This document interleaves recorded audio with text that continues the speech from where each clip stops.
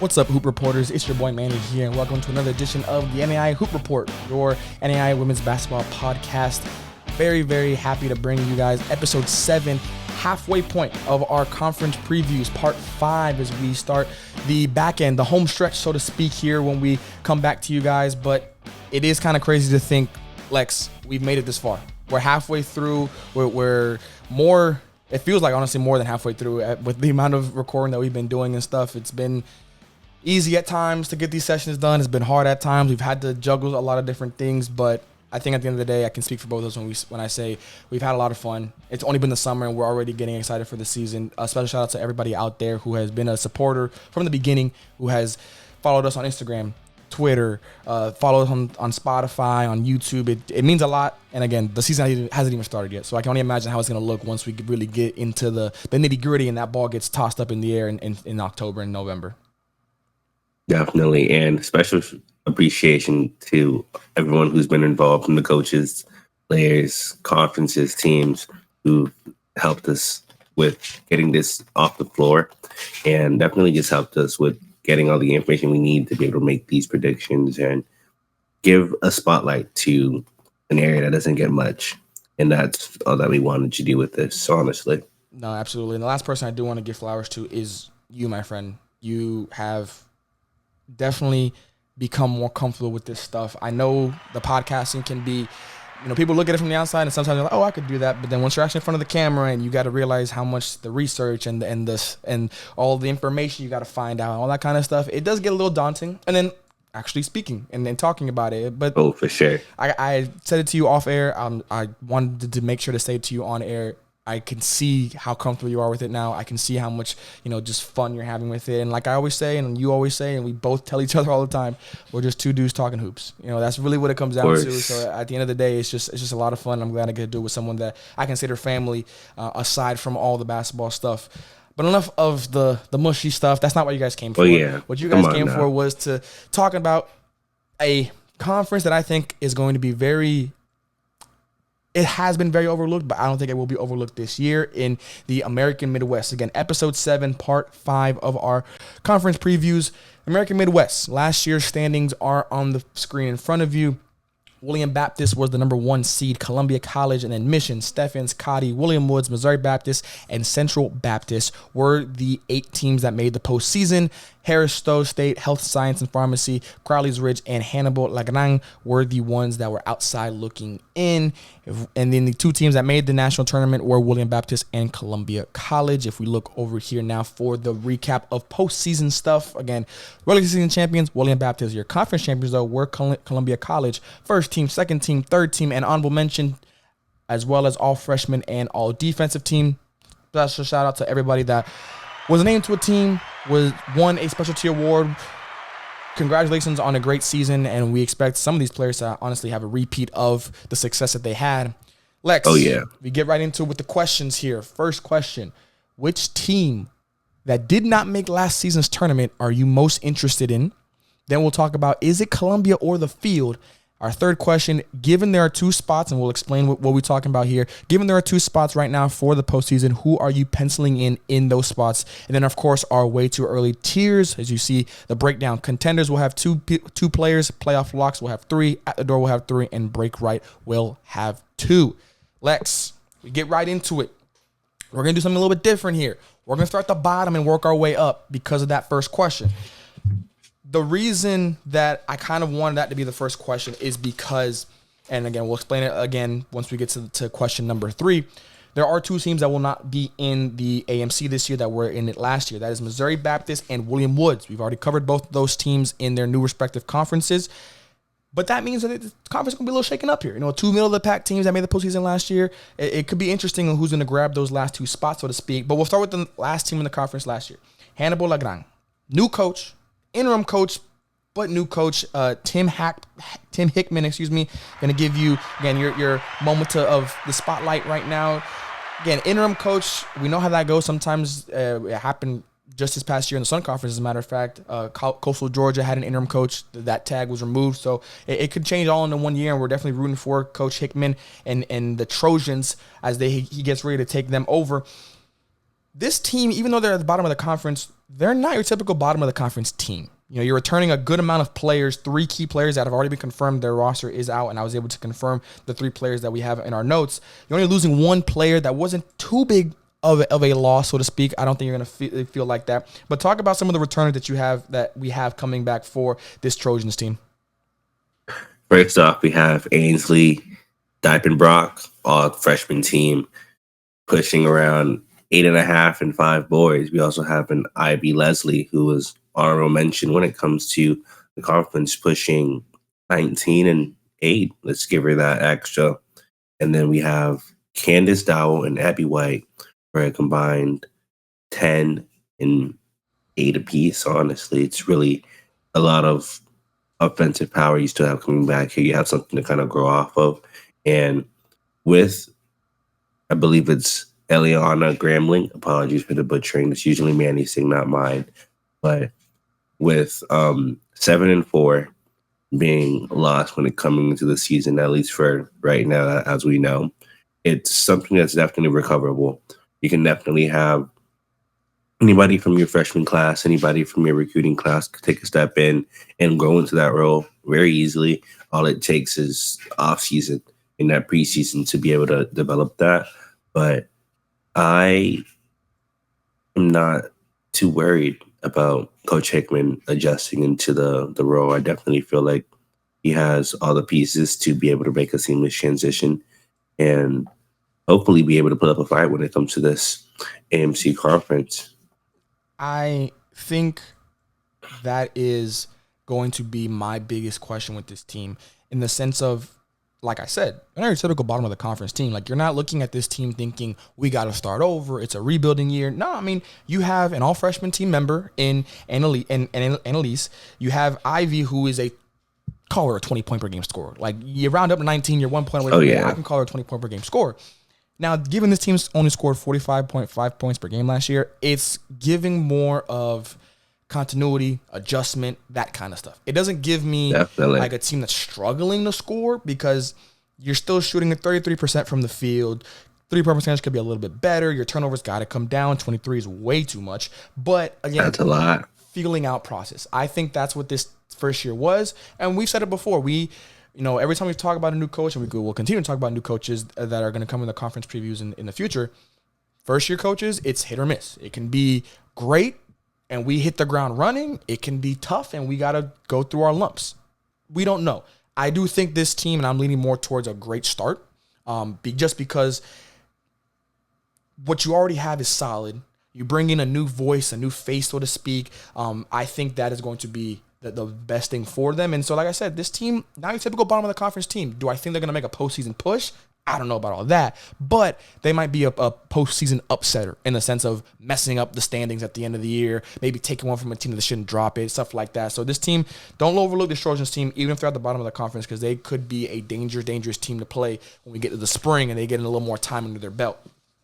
Definitely. I definitely see this team causing one of those situations where you look at a top of the conference team and they slip a game to Hannibal-LaGranja, and that makes a difference in their postseason. I don't see them stepping into the postseason so easily, but I definitely see them causing havoc from the outside. Exactly. And what we'll do is, for this question, again, which team didn't make the postseason that we are most intrigued with? I want you, whenever we get there, whenever we get to your team, you let me know.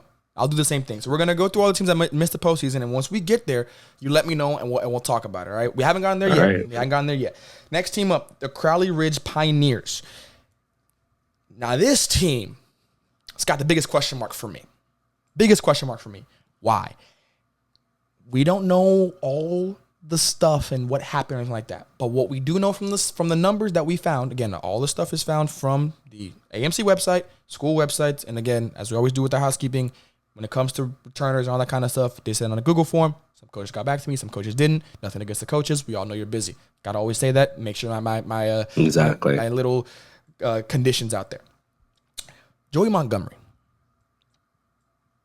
18 points per game, 12.8 rebounds, 2.2 steals, 61% from the field. Only played 10 games last year, all in the fall. In those 10 games, the team was 6-4. Now, she stopped playing, and the team, the season didn't go the way they wanted it to. I don't know why. Could have been an injury. Could have been something else. I don't know, and I'm not here to speculate. All I know is when she was on the court, girl's a hooper. That's all I know. So my only question with this team is that you're returning a good amount. I know you're going to get to the returners, but if Montgomery is still there and she plays a full season, I don't know how they aren't going to be better. This is not my team. I'm not picking them. I'm not picking them because, again, that's a big question mark. But they are my biggest question of this year because 18-12 in 10 games? You give her 20, we're looking at almost a double-double, a walking double-double. So that's my only thing with this team. You are losing Trevia Woodruff, honorable mention, 7 points, 4 rebounds, 5 assists, 2 steals, almost 3. She was filling up the stat sheets longer than Chick-fil-A line. But you're returning a lot. And my biggest question mark is, are you bringing back Montgomery and will she be healthy for a full year? That's a question I can't answer. As much as I would love to say yes, she's returning as far as we know, but returning for how long? Returning for how consistent? And I'm going to just assume the best case scenario, which is injury, and it just took her out for the season. But speedy recovery, if that is what the scenario was, and we hope for the best. But with her being listed as somebody's coming back, I definitely do see a comeback season. Like this is her villain arc. Like she's gonna come back and play with anger and have something to play for. I definitely see like a 20, like a 20 and 13. I see. Defense, she's obviously a presence. We have Angie Dawson coming back with 12-5 with almost 40% from the field, 35 from 3. Very efficient. Brooklyn Kirby, 11-4, 40% as well. Keanu Foster coming back with 6-5, with basically 40%. Let's round that up as well. And then lastly, Sarah McCain, all freshman team, with 6-3 with basically 40%. They have a very efficient 5 to 6 person reliable roster. With that being said, with the conference also not being as far stretched between 1 and 10 as people would have assumed it to be based on the stats, that's like you said, a very big question, because having Montgomery on that team can make a difference between 9 and 4 or 9 and possibly even 2. And who knows? That's the biggest thing, and that's what I'm talking about when I say the way we have our notes lined up for the people at home, a little behind the scenes. We have it in order of the standings, right? Obviously, without William Woods and Missouri Baptist, if this was the 10 teams from last year, Crowley would have finished 9th, which is just on the cusp of missing the postseason. If you throw Montgomery in there, I do think they probably sneak in the 8th seed. And because of all the help you mentioned, 12 points from Dawson, 11 points from Kirby, 6 points from Foster, a freshman like McCain having 6 points as well. If you take Montgomery off this team, I still think that they're able to make the playoffs. I think they'll be a very good team. They're not going to be a pushover. It's just if you add her in, how much better do they get? Now, they could also be bringing in some great transfers, some great freshmen. We don't know that part. But from what they have on paper, again, from what they're rostered in, classes, all that kind of stuff, I do think this team could be the cone of uncertainty. It can be very wide. It can be very wide. Oh, for sure. And I'm curious to see where it's going to end up landing, because I don't think it'll be where it starts. Probably ain't going to be where it ends for this Pioneers team. We move over now to health, science, and pharmacy. This is my team. This is the team that I'm most intrigued with. Yes, I did talk to Coach Cox at the beginning of the year. It was our 2nd episode ever. Great interview. I think it'd be great for especially young coaches out there looking to get into that in the world. He has, been pegged as a program builder, a program restarter in some spaces, doing that at multiple spots. Am I giving that extra nod? Of course I am, because I do think that when you have someone at the helm who's used to this, they are going to be able to, the turnaround will be a lot faster. You're also returning a great 3-headed monster in Morgan, McAllister, and Haley. Those three, two of them honorable mentions in Morgan and McAllister, 11 for McAllister, 13 for Morgan. Haley would have been honorable mention, and Coach Cox and I talked about that, about she should have gotten it if they win more games, and they know that that's what it came down to, but she still put up 11 and 6 in her own right. You're not losing anybody. So to think a program that went through the year they had, it was not a great year, we all know that, you're bringing everybody back. Talk about a chip on your shoulder. I don't think you could get a bigger chip. There's not a big enough chip to fit on your shoulder because you went through all that, and now we're going to be on the other side of it. We're better for it. We went through our lumps. We're going to come out of this conference this year. We're going to come out on this conference this year guns blazing.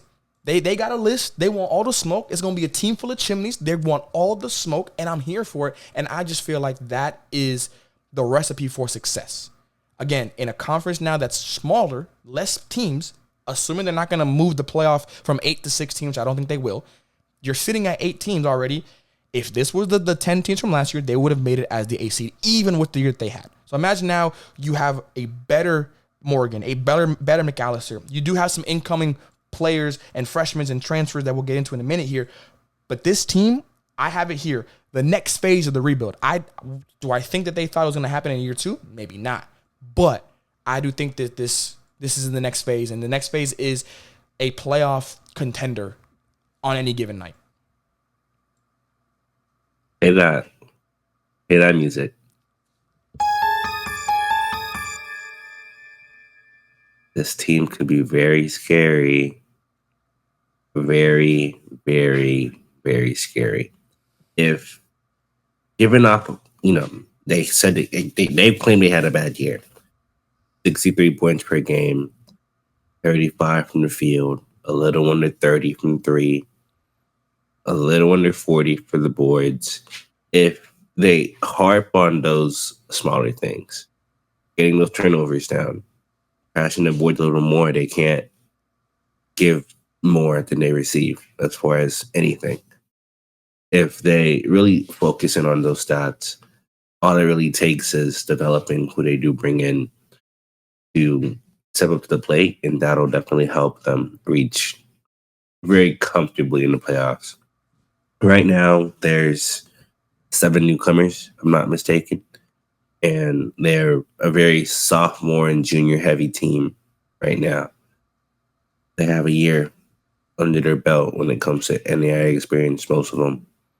They know what they're expecting. I expect a big jump from not only certain plays, but the team in general. I think you've got, again, Morgan McAllister. I see all conference teams. There's no reason that they shouldn't be on there.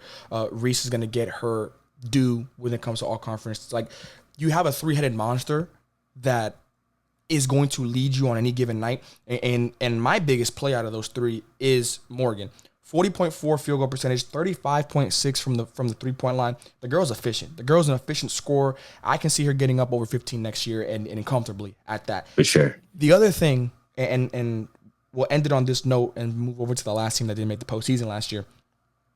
Their non-conference schedule this year, it might be crazy. It's not the best. It's not the toughest, I should say, that I've seen, because there's a team on here, and I can't remember off the top of my head, but there is a team whose non-conference schedule in this conference is ridiculous. But they have 10 non-conference games due USPC before they get to their conference opener. In that non-conference stretch, they've got Central Methodist at Central Methodist. It'll be a good test for them. They're going to get Cumberland from Tennessee in their crib. We know how good that team could be that next year. At Culver Stockton, we just talked about them. And you also have got 2 Sun teams that I want to give love to, Kaiser and Florida Memorial. Kaiser's going to get a new coach, and quick little note there for them when we get to their conference preview for the Sun. And Florida Memorial, who was a national contender team, a national tournament team last year, won the Sun in the tournament, everybody see the department.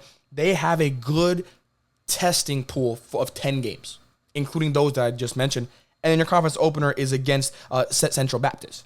So, you're lined up here to be a really good team coming out the gates, and I think that's going to be very important. If they can set the tone early in this season, I don't see a reason why they can't hit the ground running and really keep it going all the way through. But I do think the start is very important for them, and I'm excited for it with what we have lined up for them. For sure. Harris-Stowe, the Hornets. They had a tough season last year. Another team returning a good amount. There's a lot of teams in this conference Does development mean winning? Does development mean winning? Because if that's the case, we're going to get a lot of wins this year. But talk to me about this Harris-Stowe team. To answer your question, it's a very, very, very, very 50-50. Development means winning if you develop in the right direction. And that is key.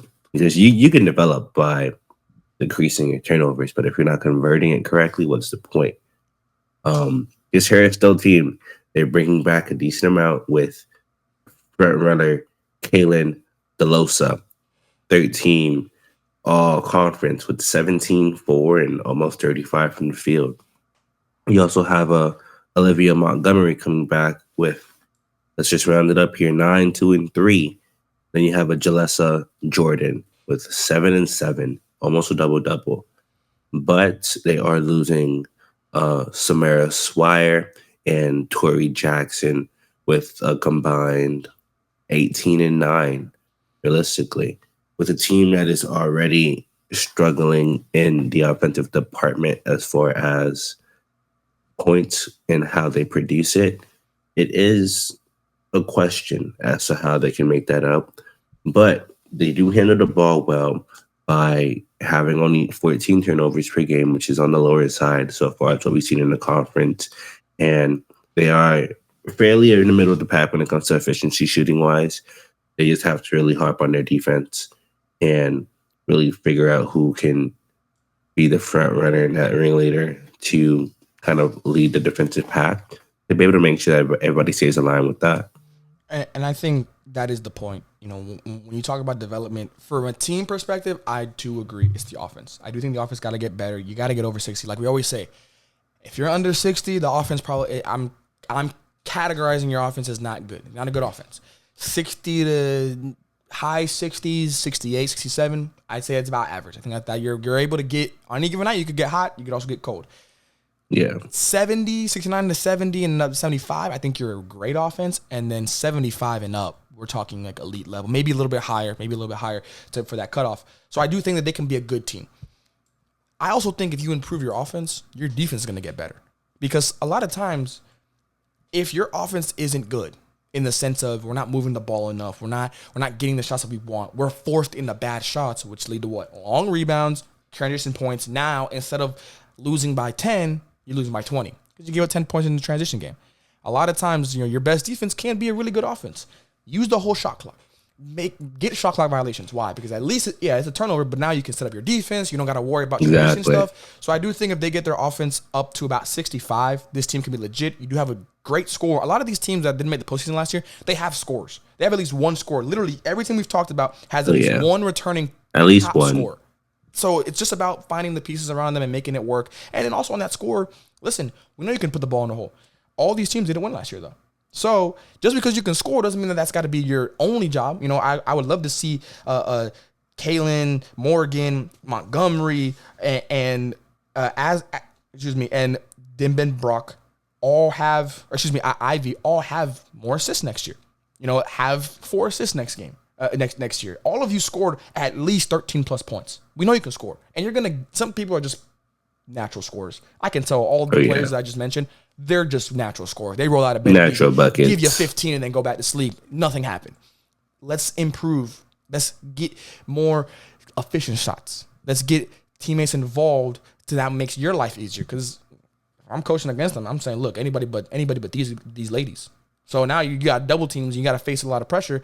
You start moving that ball around. Now you're playing one-on-one. Now you're playing with the rotation on the weak side. Now it's a lot easier for you. So I do think each of these teams have a good starting point.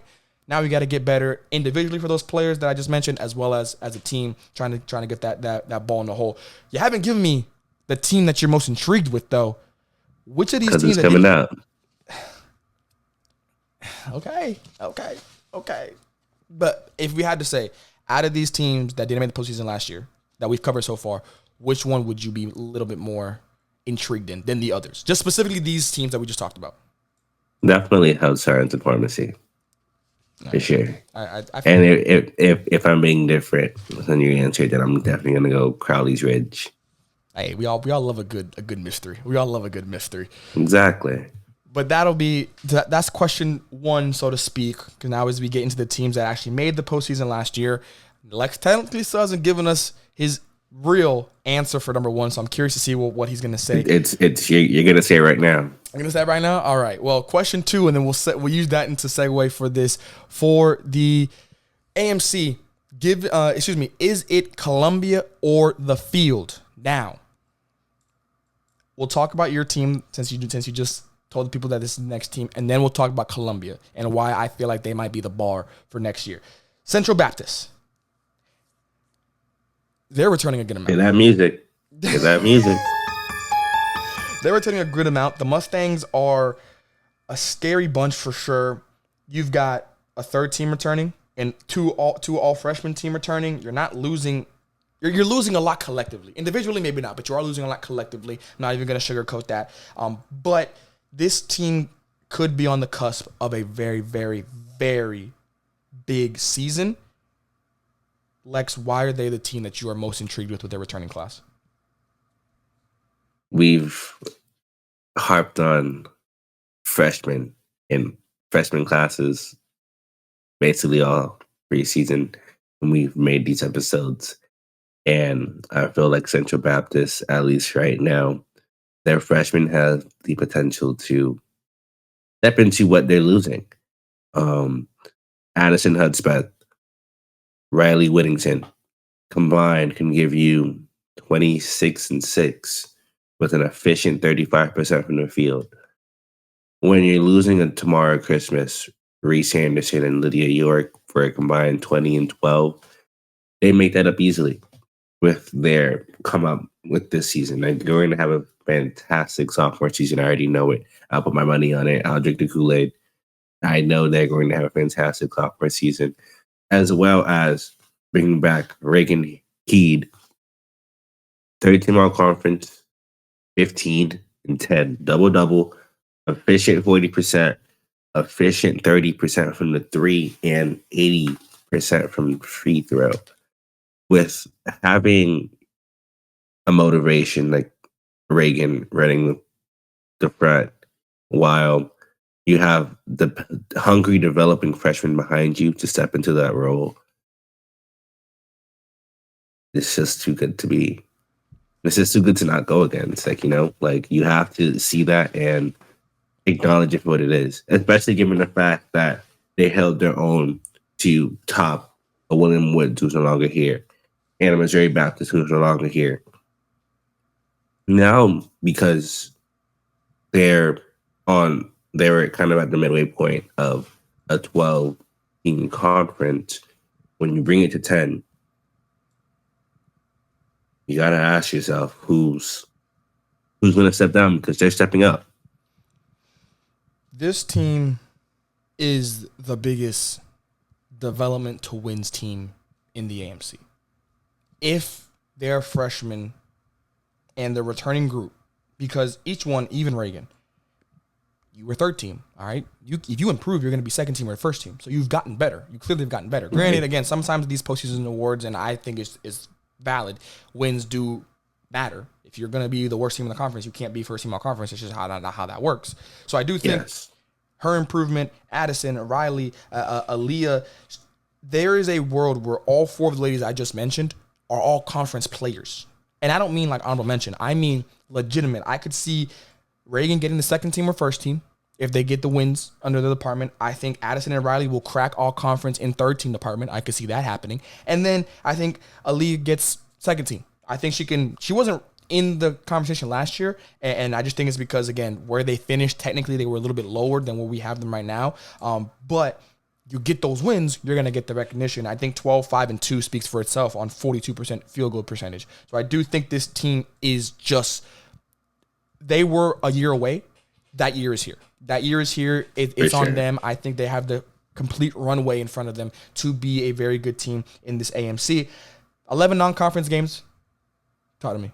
This is why this is my team.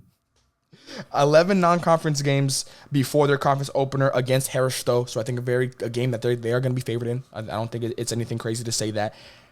This team is legit. This team is scary. And to have 11 non-conference games, the reason I always mention that, I think the more non-conference games you have before your conference opener, the more chance you have of ironing out all those details, getting through all the early season stuff. Now, you don't want too many, obviously, but if you tell me 3 or 2, like some teams have, or 11, those are the two options, I'm going with 11. I'm going to go with 11 because I'm now more comfortable as a player, as a coach. I'm just more comfortable in what my team can do throughout the coming year and once we get to that conference opener. The next team, Cotty. They don't really have any stats on their website. We looked. There was nothing there. Now, they do have new coach, Tim Eatman. We got to give a round of applause for that. According to like what they do have, and Autumn Wallace and Sarah Hunt, they were upperclassmen last year. I do believe they're not gonna be there anymore unless they have a 5th year. But those two are gonna be lost. An honorable mention in Wallace and a second team all conference mention in Hunt. Tough to lose there. Obviously, they do have their schedule up for the comments. They play Langston as their season opener. Very good team. Haven't talked about them yet, but when we do, they're going to be a very good team. And then the conference opener will be against Wayland Baptist. Tough first opener, but that's really all we can say about this comment team because there's nothing really else on their websites. Now, like I mentioned, though, we're going to go over to Columbia. Why? Columbia College. They were not the number 1 seed last year. I get that. To me, granted, I'm new here. I'm still learning just like everybody else is. Precisely. This is the bar for me in the AMC. You've won 4 straight AMC tournament titles. And you have the chance to win 5. Like, I want people to understand, there is a world where they will go for 5. Absolutely no question about it. I'll ask the question again at the end so I can get your direct answer. For me, though, it absolutely is Columbia over the field. Absolutely. You are returning Lexi Miller, Maya Miller, Ashton Kulsmeyer, Tori Rubel, Lauren Frindich, and Emma Daniels. That is a squad. That is a rotation lineup that I just laid out there. And what they have coming in from recruiting and all that kind of stuff as well. Legit freshmen, legit transfers that will be impact players right away. This Columbia College team is the standard in the AMC. And I don't think any of the coaches in the AMC are going to disagree with me. Maybe they might think the gap isn't that big, but they are what everybody is chasing. Lex, do you agree with me on that note? I agree with you, but I don't want to push your head too big. Like, I don't want to be that person that's just like, like, we agree and let's move on. We have to take into account that they are losing a decent amount. They are. Keep in mind, yes, they do have a lot coming back. We do have a lot of firepower with the Miller sisters coming back. You have Plusmeyer, Rubble, Friedrich, Daniels, yes, all great. But Mallory Shetley, 17, 6, and 3, with a very efficient 50% from the field. First team all conference and defense. Abby Bax, 9 and 5, 4 assists. Basically 40 from the field, 35 from the 3. A lot of their success, I will loudly admit, and I will die on this hill, comes from Mallory. And with that no longer being there, are you going to stress more onto Lexi and Maya? Or are you going to try to have Ashton come back from a sophomore year and step into that role immediately? Or are you going to try to spread that amongst everybody else? Question. Do they have the potential to? Very, very, very much so, because they've done it before. 4 times at that.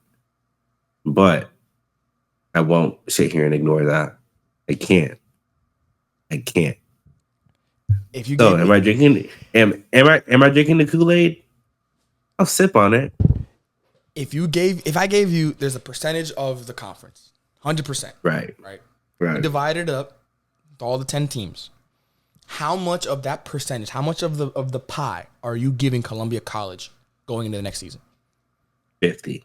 So you're giving them 50. If you're giving them 50, I think they got to be they are, like, if you told me today, pick Columbia College or the field on who's, granted, there's one team that we're going to talk about. Obviously, they were the number 1 team last year, but 4 is, you gotta talk about it.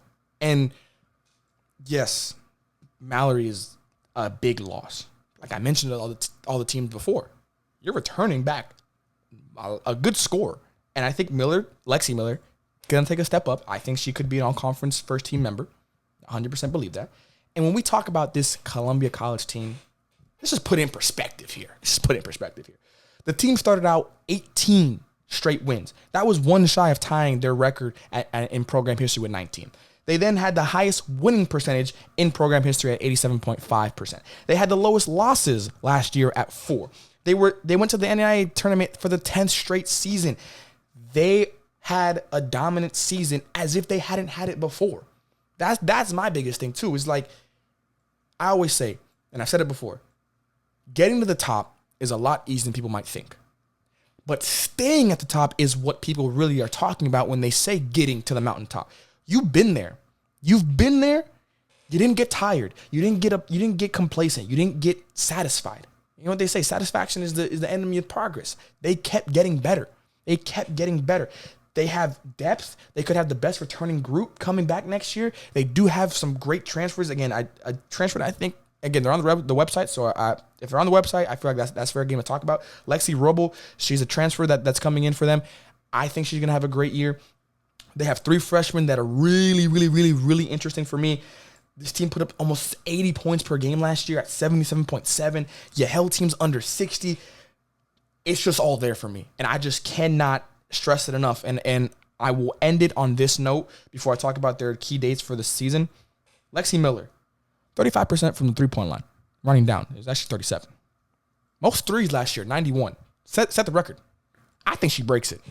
I think she gets to 100 threes next year. It might be going out on a limb, but I think she's going to get to 100 threes. 100 made threes by Lexi Miller. I'm bookmarking it now. That is our second bet, I guess you can say, of the year. Granted, you're not betting against me, but I'm betting against the world. I am betting that she will get 100 threes. Maybe we should start betting. There was another one. We forgot it. I don't know what it was, but it's somewhere in the archives. We'll go look back at it. Hopefully remember it. But I know, and we're going to write it down right now. Lexi, 100 threes in the 80s. How much are you putting on it? Well, no. We're not actually gonna. We don't condone that on this show. We're just a friendly bet. We can't have friendly bets anymore. It's gotta put money on the line. Just friendly bets. But I do think that she's gonna have a great year, and that's a big reason for my soliloquy, my rant, whatever you want to call it, my monologue of this Columbia College team. They are legit, and to me, they are the team to beat. And I just keep looking back at this paper, and I just want to talk more about it because your freshman of the year was also a co-6 woman of the year. Like, this team has just got it all, and I'm here for it. How about this? And I really want you to think this through. Okay, talk to me. If Lexi Miller reaches 17 per game, and cracks 100 threes, they win again. I think that's a fair bar.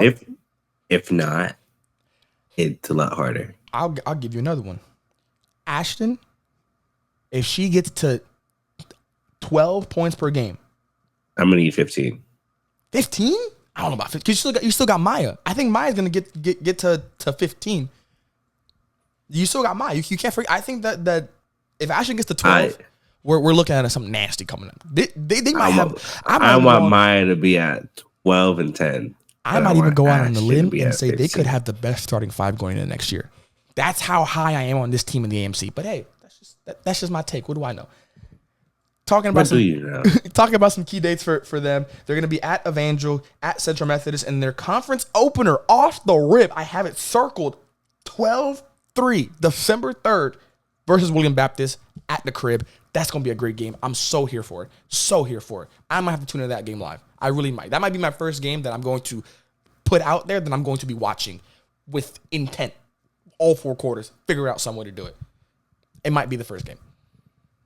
I might even call you up. We might have a watch party. And be like, yo. Might as well put her here. we got to. They do have 7 non-conference games. Again, like I mentioned, 7. I think that's a good number for a team like this to even have some time to get get acclimated with their new players. I think it's going to be very, very good for them. We're going to go to that number 1 team in a minute here. I do want to talk about these other 2 teams before we touch on it. Because while I did say Columbia College over the field, Lex technically hasn't given me field or Columbia College, and I know he wants to sit on it a little bit longer, so we're gonna let him marinate on it for a little bit. Now, when I said field, yes, Wayland Baptist is the first team on the list, don't get me wrong. But the second team, Stevens College, the Stars, ooh, them ladies might be shining next year. Them ladies could be shining next year. Let me tell you. You're returning a LeQ Perry Ellis, first team all conference member, newcomer of the year. You butchered that so hard. I might have, but I trusted my gut. I went with it.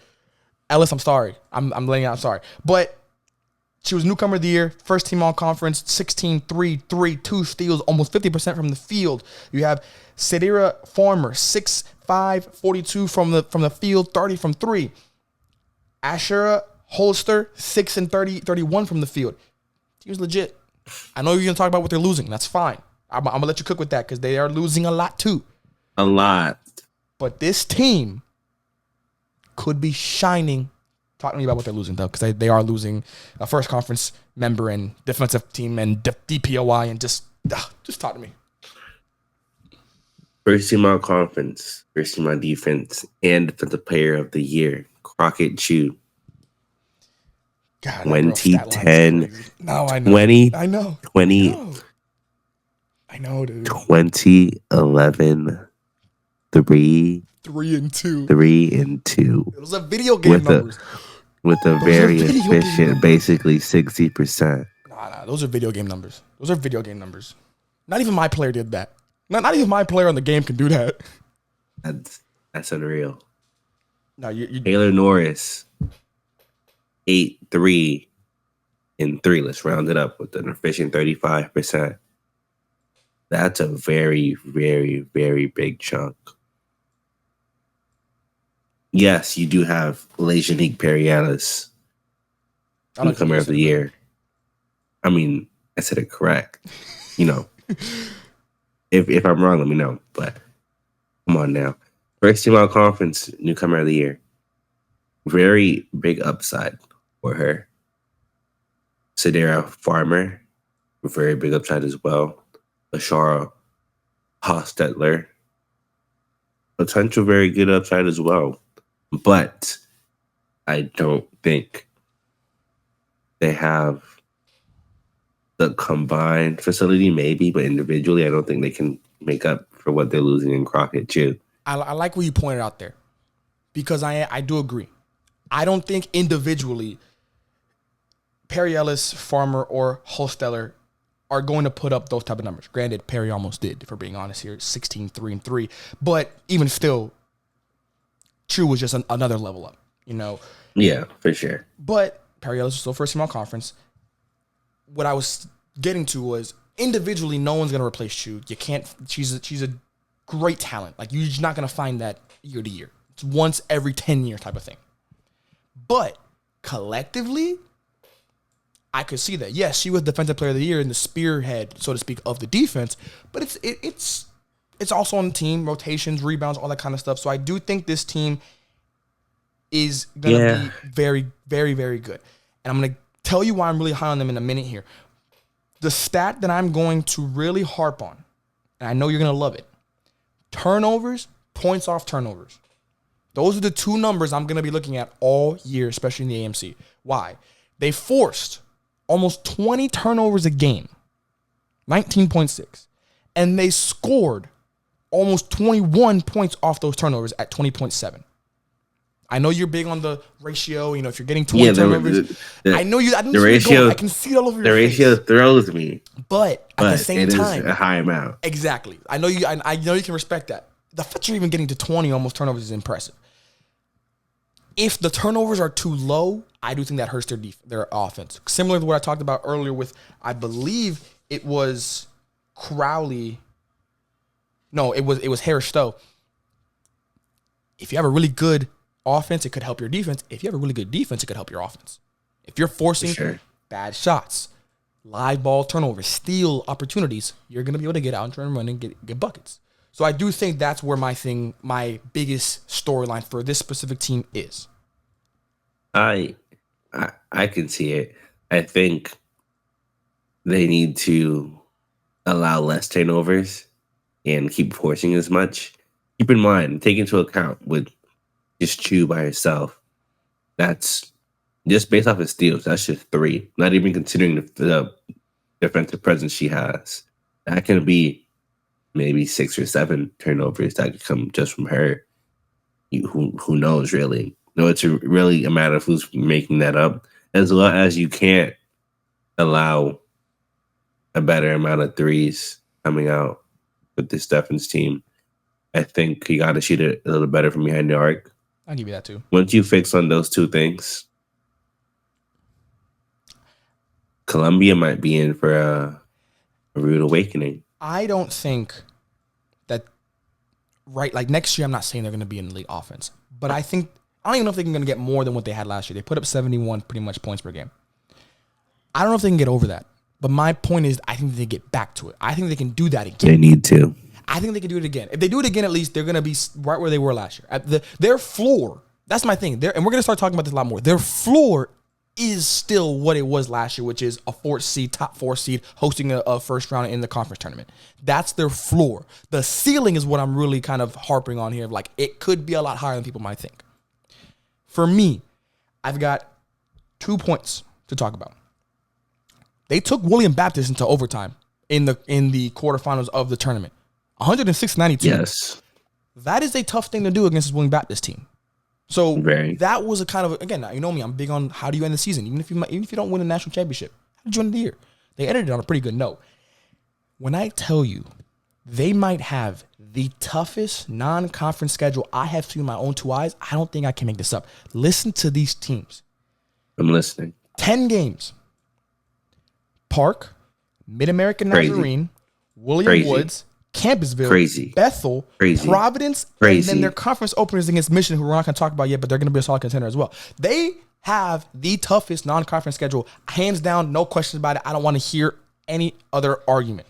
You've got how many teams? You've got 10 teams, and among those are teams that made it to the national tournament last year, that are contenders in their respective conferences, that are some of the best teams in the country. If you... Let's put another bet on it. Right now, today, August 11th. That's when we're recording this, by the way. Park, Mid-American Nazarene, William Woods, Campbellsville, Bethel, Providence.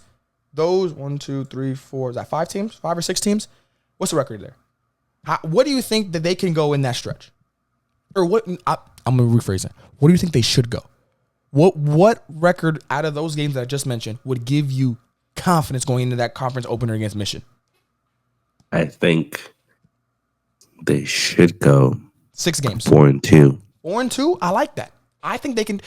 But this is my point. I don't think they need to go above 500. If you go 500 or 1 game under 500, I like it. Now, granted, I got to see who the 2 wins are against, because there are some games in there that they should win. I think that they could be the favorites against William Woods. I think even Park to a degree. So I'm really looking at those other games. How do you do in those games? That's what I'm looking at. Exactly. But this non-conference schedule is legit. It is the toughest I have seen so far in our conference previews.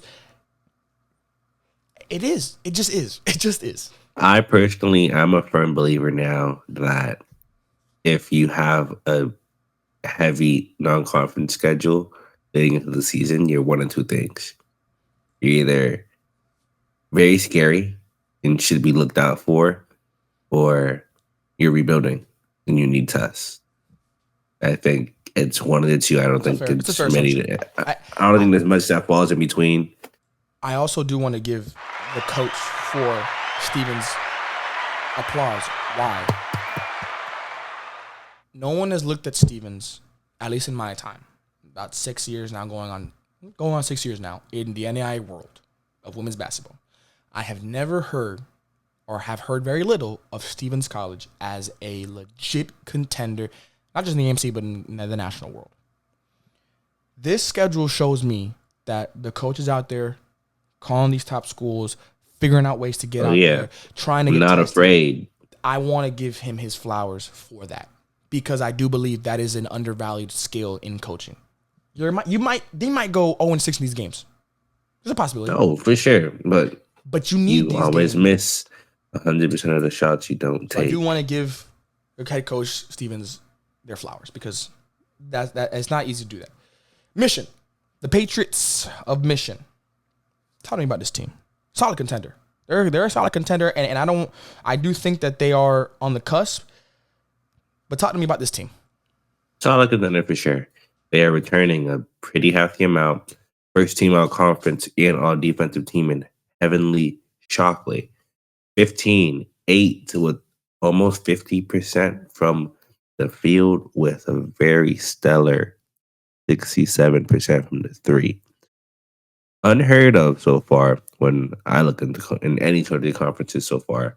You have Cassidy, Ham Belton coming back, second team all conference, 16-5-6-3. I'm going to round that one up for her as well.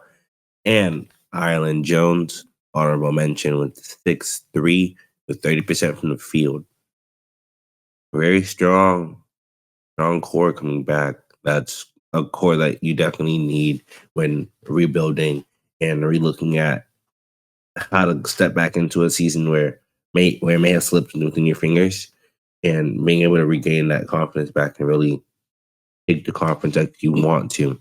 You are losing, though, Josie Sullivan, Brooklyn Luna, second team all conference and honorable mention, combined 26 points. That's a very hefty amount. When it does come to your already elite tier level scoring as a group. I know you have a thought or two. I like Mission. I do. They're solid contenders. Those two words are right here on my piece of paper. I'm just not moved. I really, like, out of everything. You're not moved by the Mission? I'm just not. I don't know why. Like this, I'm not saying I'm not moving in the sense of like they're gonna bottom out or something. No, I'm not saying that. They're gonna still be a top three team probably in the conference next year. To be honest with you, and what I was looking at just now, Mission, the craziest stat that I saw for them, two crazy stats, but the craziest one for me, they put up 80 points per game last year. I don't think anybody really like. If I would That's elite. If I would have told somebody, hey, you know how many points Mission put up in the AMC last year? How many? 80.4, like almost 81 if we wanted to round up. I don't know how many people would have said, oh yeah, I could see that. Look at how many points off turnovers they had and what they're forcing opponents to. 18.8 are what their opponents were turning the ball over at. They put up 21 points. For you, that's a positive right there. That means you're getting an extra three on these turnovers. And precisely. And per more perspective, they had 10 steals. So of those 18 turnovers that their opponents were coughing up, 10 of them were steals, which correlates with the 121 points. That means that means you're pretty much getting a layup per possession, which is efficient. You can't get any more efficient than that. Exactly. I just don't know. Like something about it. I just think maybe that's what it is. I'm higher on a Columbia, a Wayland Baptist that we're about to talk about, and a Stevens than a Mission. If I'm being honest, I don't know why. And I love to be proven wrong, but you just haven't had enough Kool-Aid. Maybe not. Maybe I gotta go out to Mission and get some of their Kool-Aid. See how it tastes. Exactly. But this team is gonna be good. Don't get me wrong. I'm not saying that, and I'm here for it. They have 6 non-conference schedules to start. Next 6 non-conference games, to start the season, and then they're gonna have their season opener at Stevens College, like I mentioned, on the 16th of December, which I do think that's similar. Like when I talk about that Wayland Baptist and Columbia game, I'm here for it. But when I talk about this Stevens College and Mission game, I'm gonna have to be there for that one too. Definitely. Last team, the number 1 team in the conference last year. Probably feels a little disrespected right now, but hey, part of our job is to put bulletin board material for the coaches to put in their pregame, in their halftime, postgame, all of that. Wayland Baptist. The Eagles last year won their first ever AMC title. Congratulations for that. 22. 18 for Columbia. 22 straight games. They also set the most wins in program history with 28. This team they're there. And they only lost to Columbia College in the championship of the AMC. Like, this team is legit. But you're losing. As he takes a sip of Monster, not sponsored. You're losing a lot. Too much. Go ahead. Way too much. And talk to the people about what this Eagles team and how many Eagles have flown the nest, so to speak, for Wayland Baptist. You have the Taylor sisters. Carmen, I apologize if I'm butchering it like Manny does. But first team, all conference, all defense, and player of the year for Carmen. 20 points, 4 boards, 3 assists, 3 steals. Efficient 45% from the field, basically 40% from the 3. Very efficient shot taker with about 16 per game. You also have Charmin Taylor, 15, 6, and 3 steals. A very efficient 55% from the field with 11 shots per game. Haley Isaacs, first team all conference, 16, 7, 3 assists, 2 steals. 40% from the field, 34 from 3. Combined, you're missing, and let me do some quick math here, almost 40 shots. That's ridiculous, especially with the team that's probably broken their scale as far as offensively, with pushing 90 points. 9.7 is crazy. 90 points per game. What? 90 in what? 40-minute games? In a 40-minute game? That's crazy. And the craziest part is you're losing basically half that. Okay, that is so true. And again, we are not praying anybody's downfall. Never. We know Wayland Baptist is going to go out and get somebody. We're looking at a Sarah Crow, a Taylor Hooten. I think you gotta take a leap. I need 10 points per game minimum for both of you. 6th Woman of the Year, co-6th Woman of the Year for Sarah Crow, by the way. The constant thing I have seen from these 3 teams, the top 3 teams in Wayland Baptist, Columbia, and Mission. There's 2 things that I've noticed, and I do think it's poignant to bring it up. Defense to offense. God, sometimes you finish my sentences and I just love it. This is why I went out and made sure to talk to Lex. 25 turnovers are what Wayland Baptist was forcing. That's a lot. That's a lot. A lot. Mission, 18, like I mentioned. Columbia College, though, only 11. Outlier.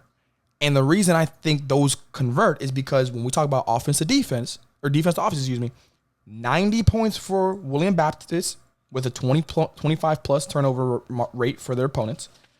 Mission, 80 points per game on an 18 plus turnover margin. 77 for Columbia.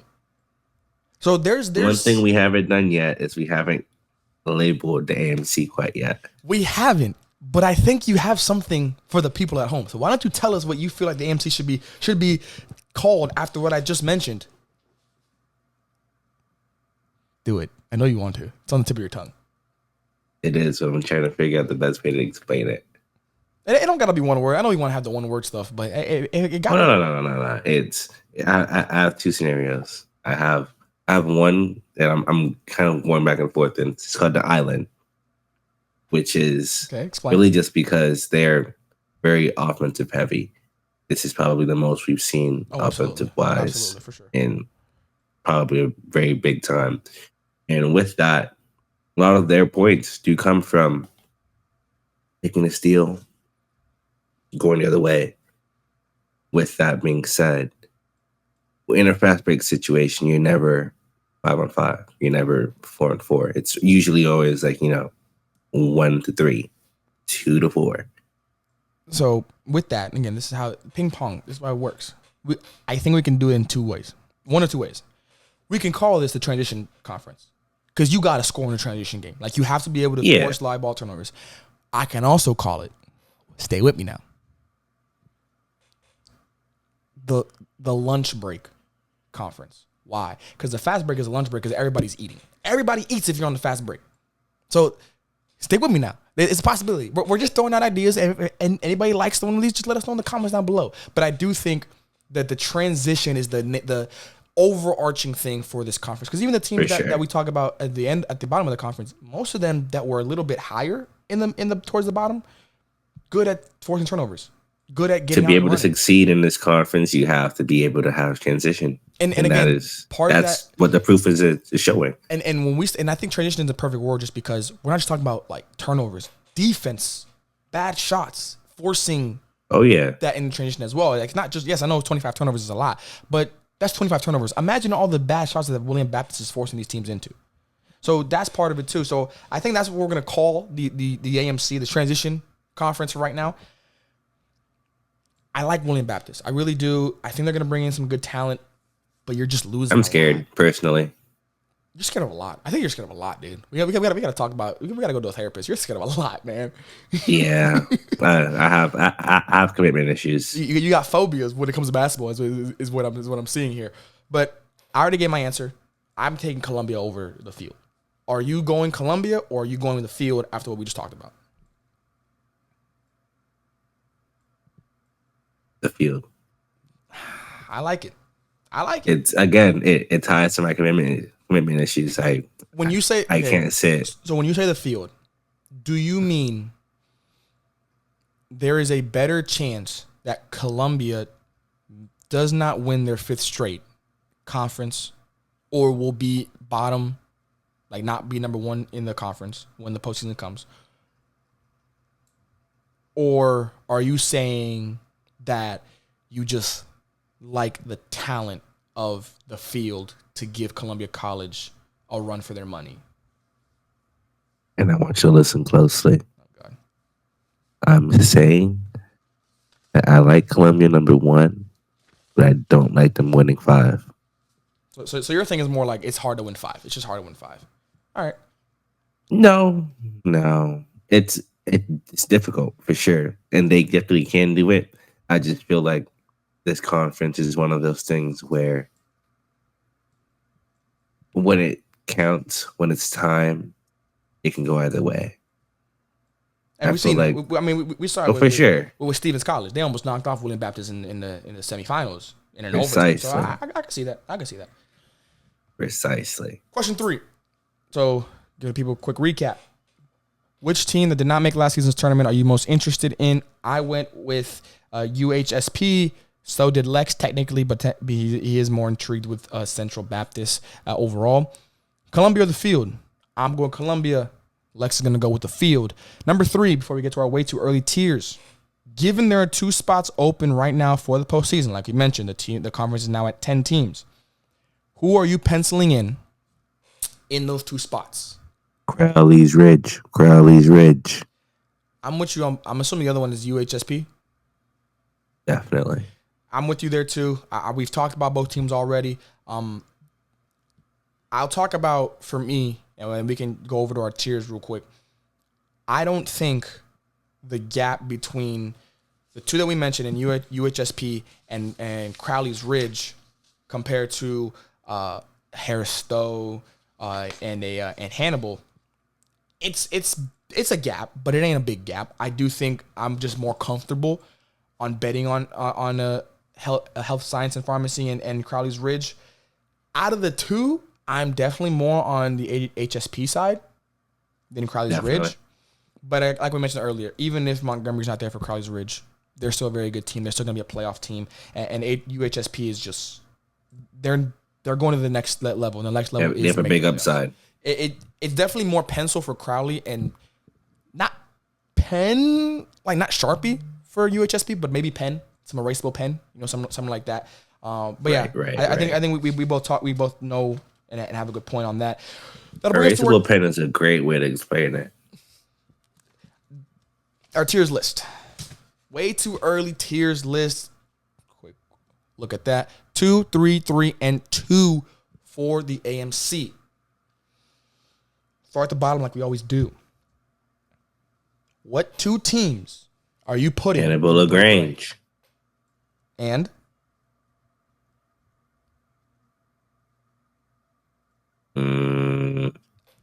Harris-Stowe. Really? I'm going Cotty. Well, you know what? You're completely right. Again, but that's just because we don't have anything. Exactly. That's kind of why we did it.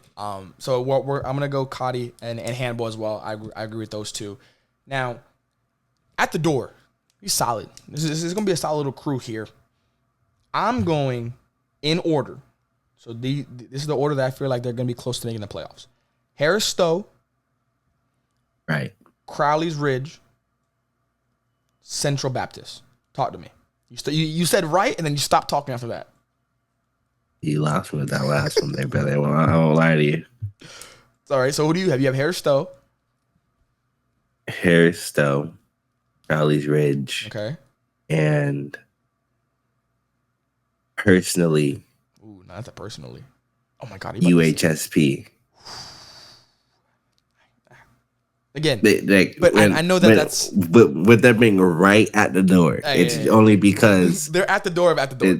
They're at the door. It's like they're at their hand is on the handle. Like they're at the door. I get that. I get that. That's they're just still holding the handle because I think Central Baptist is definitely going to be a playoff lock. And for me, for my playoff locks in order, UHSP is last. So Central Baptist was first and at the door. So again, I could see them kind of going either way. I do think both teams make the playoffs, but I just feel like I'm more confidence in them right now than Central Baptist. Definitely. Now, my original playoff locks have just changed. In order, I'm now going UHSP, Mission, and Stevens. I am really high on the Stevens College team. Granted, that may change after their non-conference schedule, in that first game in the conference against Mission, but I'm just so big on who you play matters. And when you play such a strong level of team consistently, even losses don't feel like losses if you take it the right way.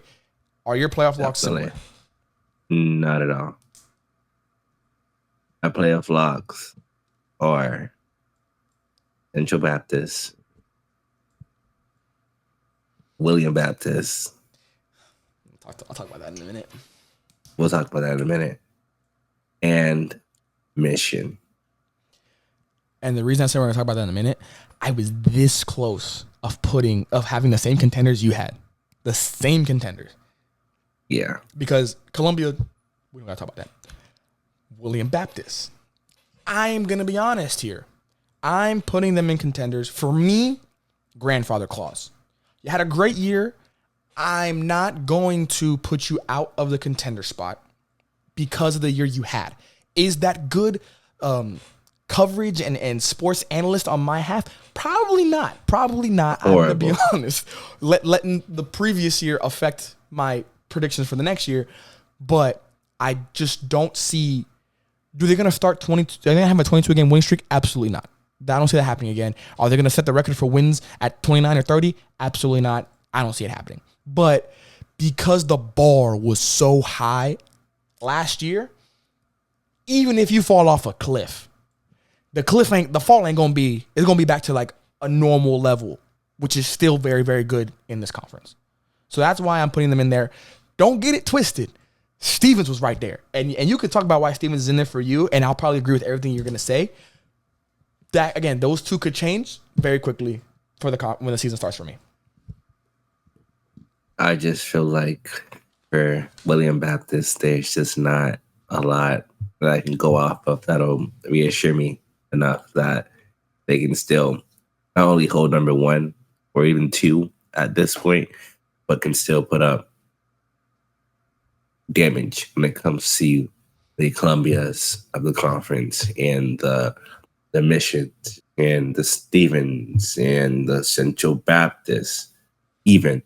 I just feel like right now they've lost enough to take them down a ranking, and they've lost enough to place a question mark for right now, at least. The last question before we toss it over to the Southern States, or the Sooner Athletic Conference, excuse me. 80 points is a very doable thing in this conference. We see that. Definitely. What are you putting more money on? Does Wayland Baptist stay above 80? Anywhere in the 80s. I ain't saying 89 because that's crazy numbers. But above 80, Or does Stevens College crack 80 next year? I'm more comfortable with going Wayland Baptist. I'm not going to lie. I thought you went with Stevens. I really did. Not at all. I feel like with Crockett, you leaving, that's already 20. You got to make up. I don't feel like they can. And obviously it is. And the only reason I say that is because if we're being honest here, 70 points for Stevens and then not 90 for basically, Wayland Baptist. So that's why I'm like, it's a 10-point difference almost. Can Stevens find 10 points or does Wayland Baptist lose 10 points is basically the question. I could see that. I do think it's probably, like we always say, it's hard to really adjust an offense like that over the year. And that kind of goes back to what I was saying with the fall. 89 is not going to be, I don't know if that's going to be in play for Wayland Baptist next year. Again, hopefully we're wrong. But even if you come down 6 points, that's still 83. Like, you're still above 80. Still elite. Even if you crater 10 points, you're still an elite offense in our book. So that's why I'm kind of giving them that grandfather clause, so to speak. But again, to recap our way too early tiers list for the American Midwest Conference, I'm going to go from break right, Hannibal, Cotty. At the door, Central Baptist, Harris-Stowe, Crowley Ridge, playoff lock, Stevens College, Mission, and UHSP. And then my two contenders going into the 2025-2026 American Midwest Conference season, Columbia, Wayland Baptist. Lex, tell people at home as we get them ready for the Sooner Athletic Conference. Breaking right, Hannibal-LaGranja, Cotty. At the door, Crowley Ridge, Harris-Stowe. And I'm pretty sure I said UHSP. Most definitely did. I remember that. Playoff locks, you have Central Baptist. You have, for me, I believe I put Stevens up there with Wayland Baptist.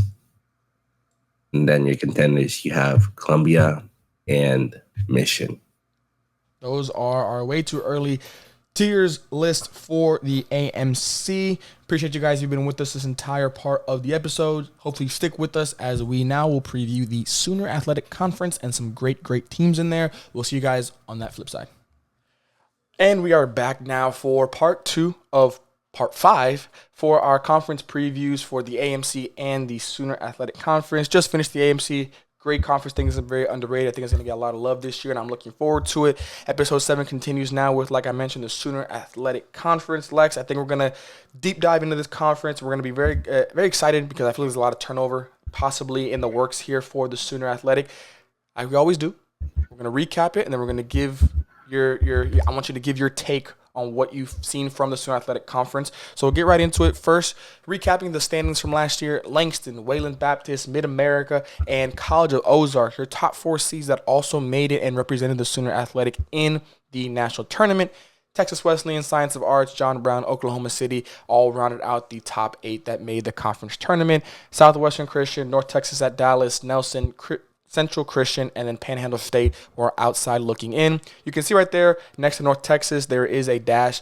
As far as we know, we've reached this a little bit. They are not in the conference this year. They will not be competing in the conference this year. Don't necessarily know why or anything like that, but they are not officially on the website. So that is what we're going to be. We're obviously assuming that they're not going to be a part of at least women's basketball for the season to come. Then we'll recap all of our all-conference and postseason award winners. Regular season champions and conference champions were the Langston Lions. First team, second team, third team, all defense, all freshmen, and your honorable mentions over there to the right. Bottom right is your postseason awards. Congratulations to everybody that was named to a team or won a specialty award. Right into the questions we go. Question number 1 in storylines for the Sooner Athletic Conference for the 2025-2026 season. What kind of year do you believe the Langston Lions are going to have or could have this season? A lot of turnover there, and I'm very interested to talk about them. Who is the favorite between College of Ozarks, Wayland, and Mid-America? 3 very good teams that are looking to make a leap this year. Number 3, who do you think has the highest floor between 5 through 12? A lot of teams to talk about, but I do think a lot of these teams have very good upside. And then, of course, our way too early tiers predictions. 12 teams, four categories. Obviously, just going to go 3 per the categories. Lex, before we get into it, though, before we get into the Sooner Athletic, I do kind of want to recap everything In terms of course, our nicknames for all the conferences, we'll start like we always started. GPAC, Crossroads. We know we haven't gotten to you guys. It's nothing against you. We're at the end of the episode, at the end of all these conference previews, on the last episode, we will bring it back full circle, and we will have the GPAC and Crossroad nicknames done and locked and loaded. We're not going to say who the final two conference teams are going to conference previews are going to be on, but that is when we're going to do the GPAC and Crossroads kind of bookend. I think a really good so far preseason. AMC just came from them. Transition conference. Felt like it was a lot of defense to offense type of thing. I think it was really good a nickname to try and give them the up and down, fast-paced conference. KCAC that I did by myself, new conference. Mainly because almost half of the teams in there have new coaches at the helm taking over for them. So I think that's an appropriate one. Mid-South, Penitentiary. Lockdown. Defense was all over the place. I think that's the best name that we've come up with so far, but a very close second. The HOA getting the jungle. I do have, I saw on Twitter, on our social media account, one of the coaches, I believe the coach for Central Methodist, he quote tweeted the clip of you giving the HOA the nickname Jungle, and he looked like he liked it. It sounded like he liked it. He said he was blessed to be able to coach in that conference. He said, in quotation marks, he put the Jungle and then no days off, 0 days off. So I think he approves. So I'm glad we were able to get one coach's approval on that one. Then the Cascade, make or miss. 3-point shooting at a premium. It felt like that was an appropriate name to give them. The WAC that I did with Coach Caleb, great job by Coach Caleb and on his conference preview for the first time. Offensive player conference. There's at least one or two players, it felt like, throughout the WAC that had a 10-plus, 12-plus per game score, and it felt like they all needed to have at least one be able to compete in the conference. So we kind of gave them that nod. And then we're here in the Sooner. I have a name. You have a name. We're going to give the people our name real quick because I know we talked about it off air, and I like mine, but you almost made me fall in love with yours right away. Before we get into the rest of the conference previews, when it comes to the nicknames, just so everybody knows, because we didn't really kind of came up with it on the fly, we know there's a lot of conferences out there that could be named multiple things. We know that there's a lot of conferences that get one or two names, and we know that some conferences can also be named the Penitentiary, could also be named the Jungle, for all that reason. And we get that, but we want to be different. We want to give each one its own unique thing, and so we're going to try and harp on that, even though it might not fit perfectly, I think, or at least we think for the year to come, it's going to be appropriate. And next year, it could change. Someone else could be the Penitentiary. Someone else can be make or miss. It all depends. But for me, the Sooner Athletic Conference, I like the conference of depth. I think it's the conference of depth mainly because it feels like a lot of these teams have a good returning group. You know, maybe not, if you don't have a lot, you have a really good individual talented returning group, or if you don't have maybe that much talented group, then you're returning a lot of key players from last year. That's kind of where I was leaning on it. I'm going to let Lex explain his because it was actually very, very impressive, and I think we may have to go with it. But Lex, tell us about your initial reactions to the SAC for your first time looking at them, and what nickname you gave them when you were going through the notes. Initially, when looking at the SAC, I saw a lot of change, and that could be a good thing. I know that the SAC originally 13-team conference, they've shortened down a bit, at least from what we know, to now 12, and it leaves room for a lot of opportunity to come from the 5 through 12, the teams that aren't really so heavy when it comes to the rankings. But from what I saw, what I named the SAC is Turnover Central. Turnover Central because when looking at the statistics, each team across the board has a very good turnover to turnover ratio, meaning they give what they get as far as the amount of turnovers they can produce, but they also do provide a lot of turnovers themselves. With that being said, I didn't want to rename something to transition because essentially that's all it is. But turnover central as in any possession, you can look at a team 1 through 12 with this conference, and you can predict a turnover is happening. But you can also predict a turnover may come the other way. I'm not against it. Like I said, we talked about it off air, and take this a moment to talk about housekeeping rules. Google Forms were sent out. Some coaches got back, some coaches didn't. Just always want to say that in every part of these previews because we know not everybody's going to watch all the previews, but for the ones that are just specifically watching for their conference and didn't watch the other conferences, this is their way of kind of knowing where we get our information from. Again, coaches, if you didn't respond, nothing against you. We all know you're very, very busy. And then we also got all the information from from the websites, school and conference alike. Speaking of the SAC conference, when we look at turnovers last year in the conference, The number one team in turnovers that they were giving up, Panhandle State. They were at 18, almost 19 a game. But then they were forcing about 13 a game. No one in the SAC had under 12 turnovers, and no one in the SAC was forcing under 12 turnovers as well. So it kind of goes back to your point of it was a very high turnover conference.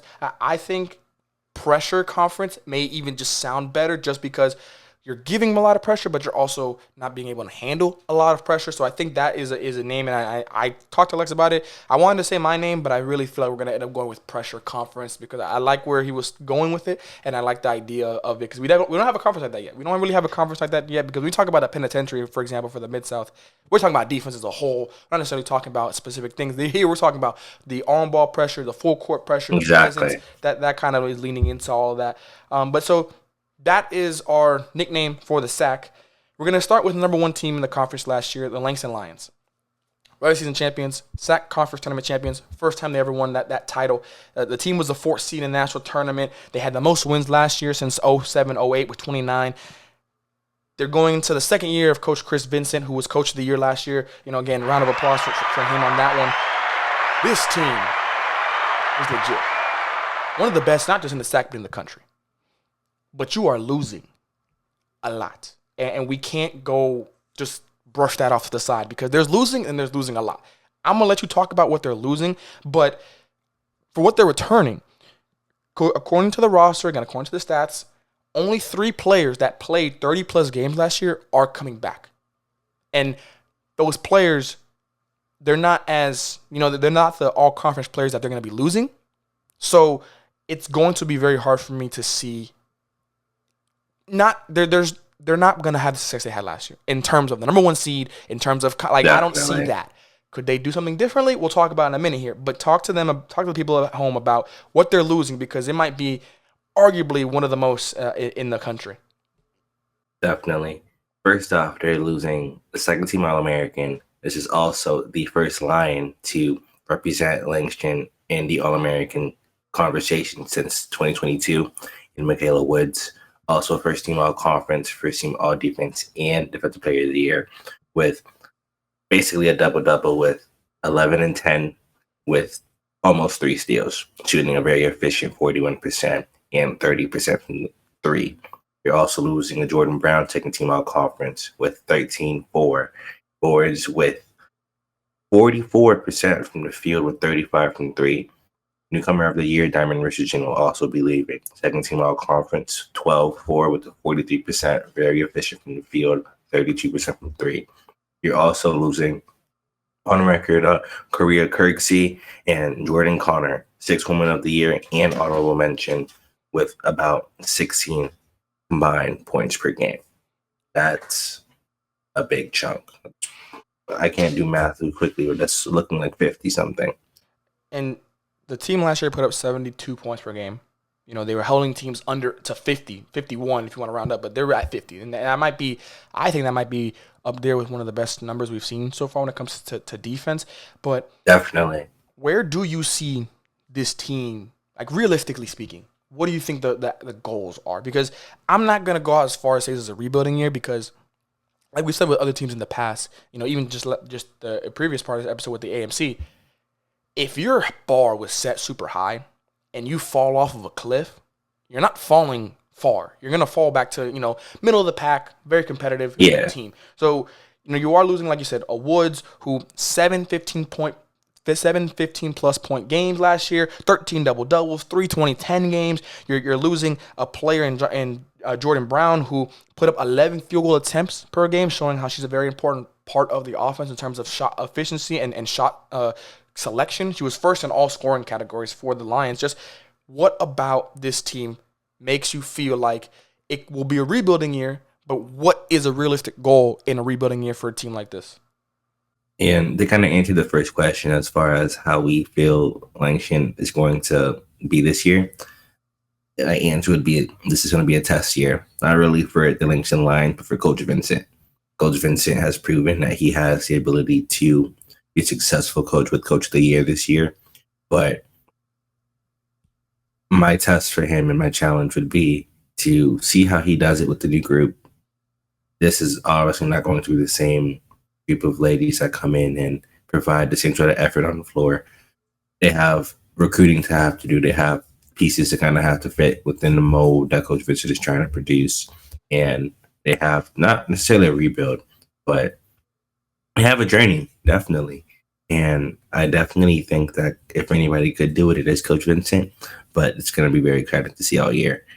I do see this Langston team taking a bit of a hit as far as conference wise, but nothing they can't come back from. Absolutely. I like the way you put it. Test. I think there's going to be a test. I think it's going to be every single game is going to be a test. I don't think they're going to be favored in every game like they were last year in the SAC. I think they're going to have to, bring in a brand new roster, pretty much, when Coach Chris Vincent took the job. I obviously don't know who he brought in from his players, who stayed, all that kind of stuff. And, it's still a challenge to be able to win a first-year program, whether you're bringing in people that you know or keeping people from in-house. So it's very impressive that he was able to have such a successful season. But this is going to be, like you said, a test. Game to game, month to month, week to week, keeping everybody together, rowing the boat in the same direction like I've heard a lot of coaches say this year. For me, it's going to be, and this is nothing new, it's going to be about the offense. Defense, do I think it's going to be that level of defense? Probably not. Probably you're not going to hold teams to 50 and below. But I'm more concerned about the offense. Can you get everybody together quickly enough to be, 71, that's in the great level. We like to say that's about a great team in offense, cusp of being elite. Can you be on the cusp of being a great? That's kind of where my thing is going to be. I'm going to be looking at that. And before we move on, we talk about the turnovers. They were forcing 21 turnovers a game, but they were giving up 16 turnovers a game. So it kind of goes back to what we were talking about earlier about pressure. You're giving a lot of pressure, but you're also not being able to handle it. You're converting 21, almost 22 points per game off those turnovers, though. So that's where the defense needs to stay there to be able to bump up the offense a little bit, but then the offense got to take over and really get things moving. I do like the three-point percentage. I think it needs to be a little bit better. Under 30%, I don't think it's going to cut it, especially next year. I would like to see that over 30 comfortably into the 30s, to be honest. But I think this team, again, not a rebuilding year by any stretch. Neither one of us says that, but retooling to like the cusp. Like I don't think there's going to be a bigger team retooling next year in the SAC than this team. And again, arguably in the national scene, a team like this to go from the 4th seed in the national tournament to, I think they're now going to be middle of the pack, top end of the middle maybe. I think that's going to be definitely an adjustment, to say the least. We go now over to Wayland Baptist, national contender team, postseason team, new coach, 15th coach in Pioneers history, Coach Jordan Vessels. This team last year made it to the second round of the national tournament. They were a 7 seed. They never lost back-to-back games. To put in perspective, they had 3 separate 5-plus game winning streaks. They had 8-0 to start the season. They had 7-0 in the middle of the year, and then they had 8-0. To not lose a game back-to-back at any level in college is impressive because off days happen. Things, the wear and tear of a regular season, it's definitely a grind. But to never lose back-to-back games is an impressive feat that I definitely wanted to commemorate them for because it's going to go underrated. It's going to go underlooked if you don't really look at their schedule and follow them all year round. This team, even on the terms of players that they're losing and keeping, they're keeping 3. They're losing 3. Now, 3 they're keeping, they're losing 4 because I merged Peyton North, honorable mention, and Emily Segal, honorable mention players. I do want to give Emily a round of applause. Played the last 4 games, from what I saw in the articles, with a torn ACL. I know you can talk about it. Not easy. Not an easy thing to do at all. And to be able to play at that high of a level in the national tournament is something to really just commemorate her and her strength to be able to do that. The 3 that you're returning, though, legit. Oh, for sure. Legit. They check every single box you can ask for. They have that player of the year coming back. They have an all-freshman team member coming back. And then they got a great complimentary player coming back. Talk to us about all 3 of those players and why or what you're very excited about from this Pioneers team. Player of the year, first team on conference, first team on defense, Megan Nestor. Megan Nestor's a dog. 21 points, 14 boards, 6 offensive boards, 2 steals on a very efficient 64%. Had a career high 32 this year against top seed Langston. A very impressive, very high defensive team, and you're putting up 32 officially at that is not easy. You're bringing back a Brooklyn Hurtado all freshman team.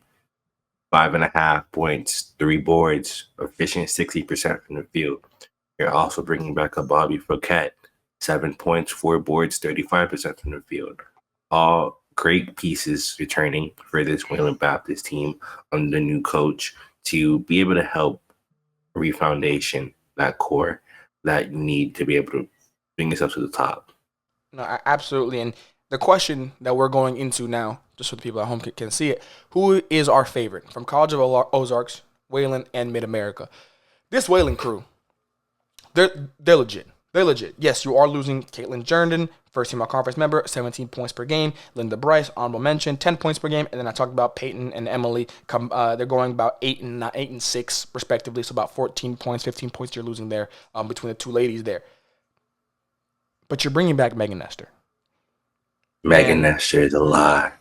Her alone is worth 2. The girl is a first-team All-American. The girl led the conference in points, field goal percentage, and offensive rebounds. This team, goes as far as she does. 25 double-doubles, only 3 games under 10 points. The rest of them, they were at least 10 points or more. She had 4 30-plus games. She had 18 20-plus games. Not a single 3 taken all year. All year. Again, efficient in the mid-range, in the paint, just being able to get her to her spots. She had 17 2010 games, including 8 and then 8 20 and 15 games. We're not delusional. We know that a new coach doesn't always mean that everybody's going to stay. But I just don't see Coach Jordan, at least not trying to keep Megan Nestor. It's not a breaking news. It's not something that's going to be kept under wraps. We all know she's going to try and keep Megan and allow her to keep being a pioneer. I don't see a world where Megan leaves, to be honest. I don't know her, never talked to her. Would love to meet her. But I don't see a world where she leaves a program that is not just one of the best in the conferences, but one of the top teams in the national world. They were ranked throughout the year. You're the best player on that team. You're in conversations to be player of the year again. You're in conversations to be arguably national player of the year. I mean, she'll have the numbers. How far the team goes is going to be up to them, obviously. But I just don't see a world where she would willingly leave unless it's a step up to another level and somewhere that she feels that she could continue to be what she clearly has proven to be.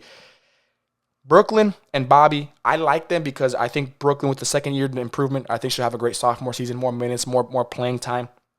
Just 4 games, 10-plus points. I think that's just kind of things brewing. She's going to be able to really explode. I think she'll be a comfortable 10-point-per-game scorer next year with more opportunity, just more comfortability in the college game. And then Bobby, 8 games, she had 10-plus points.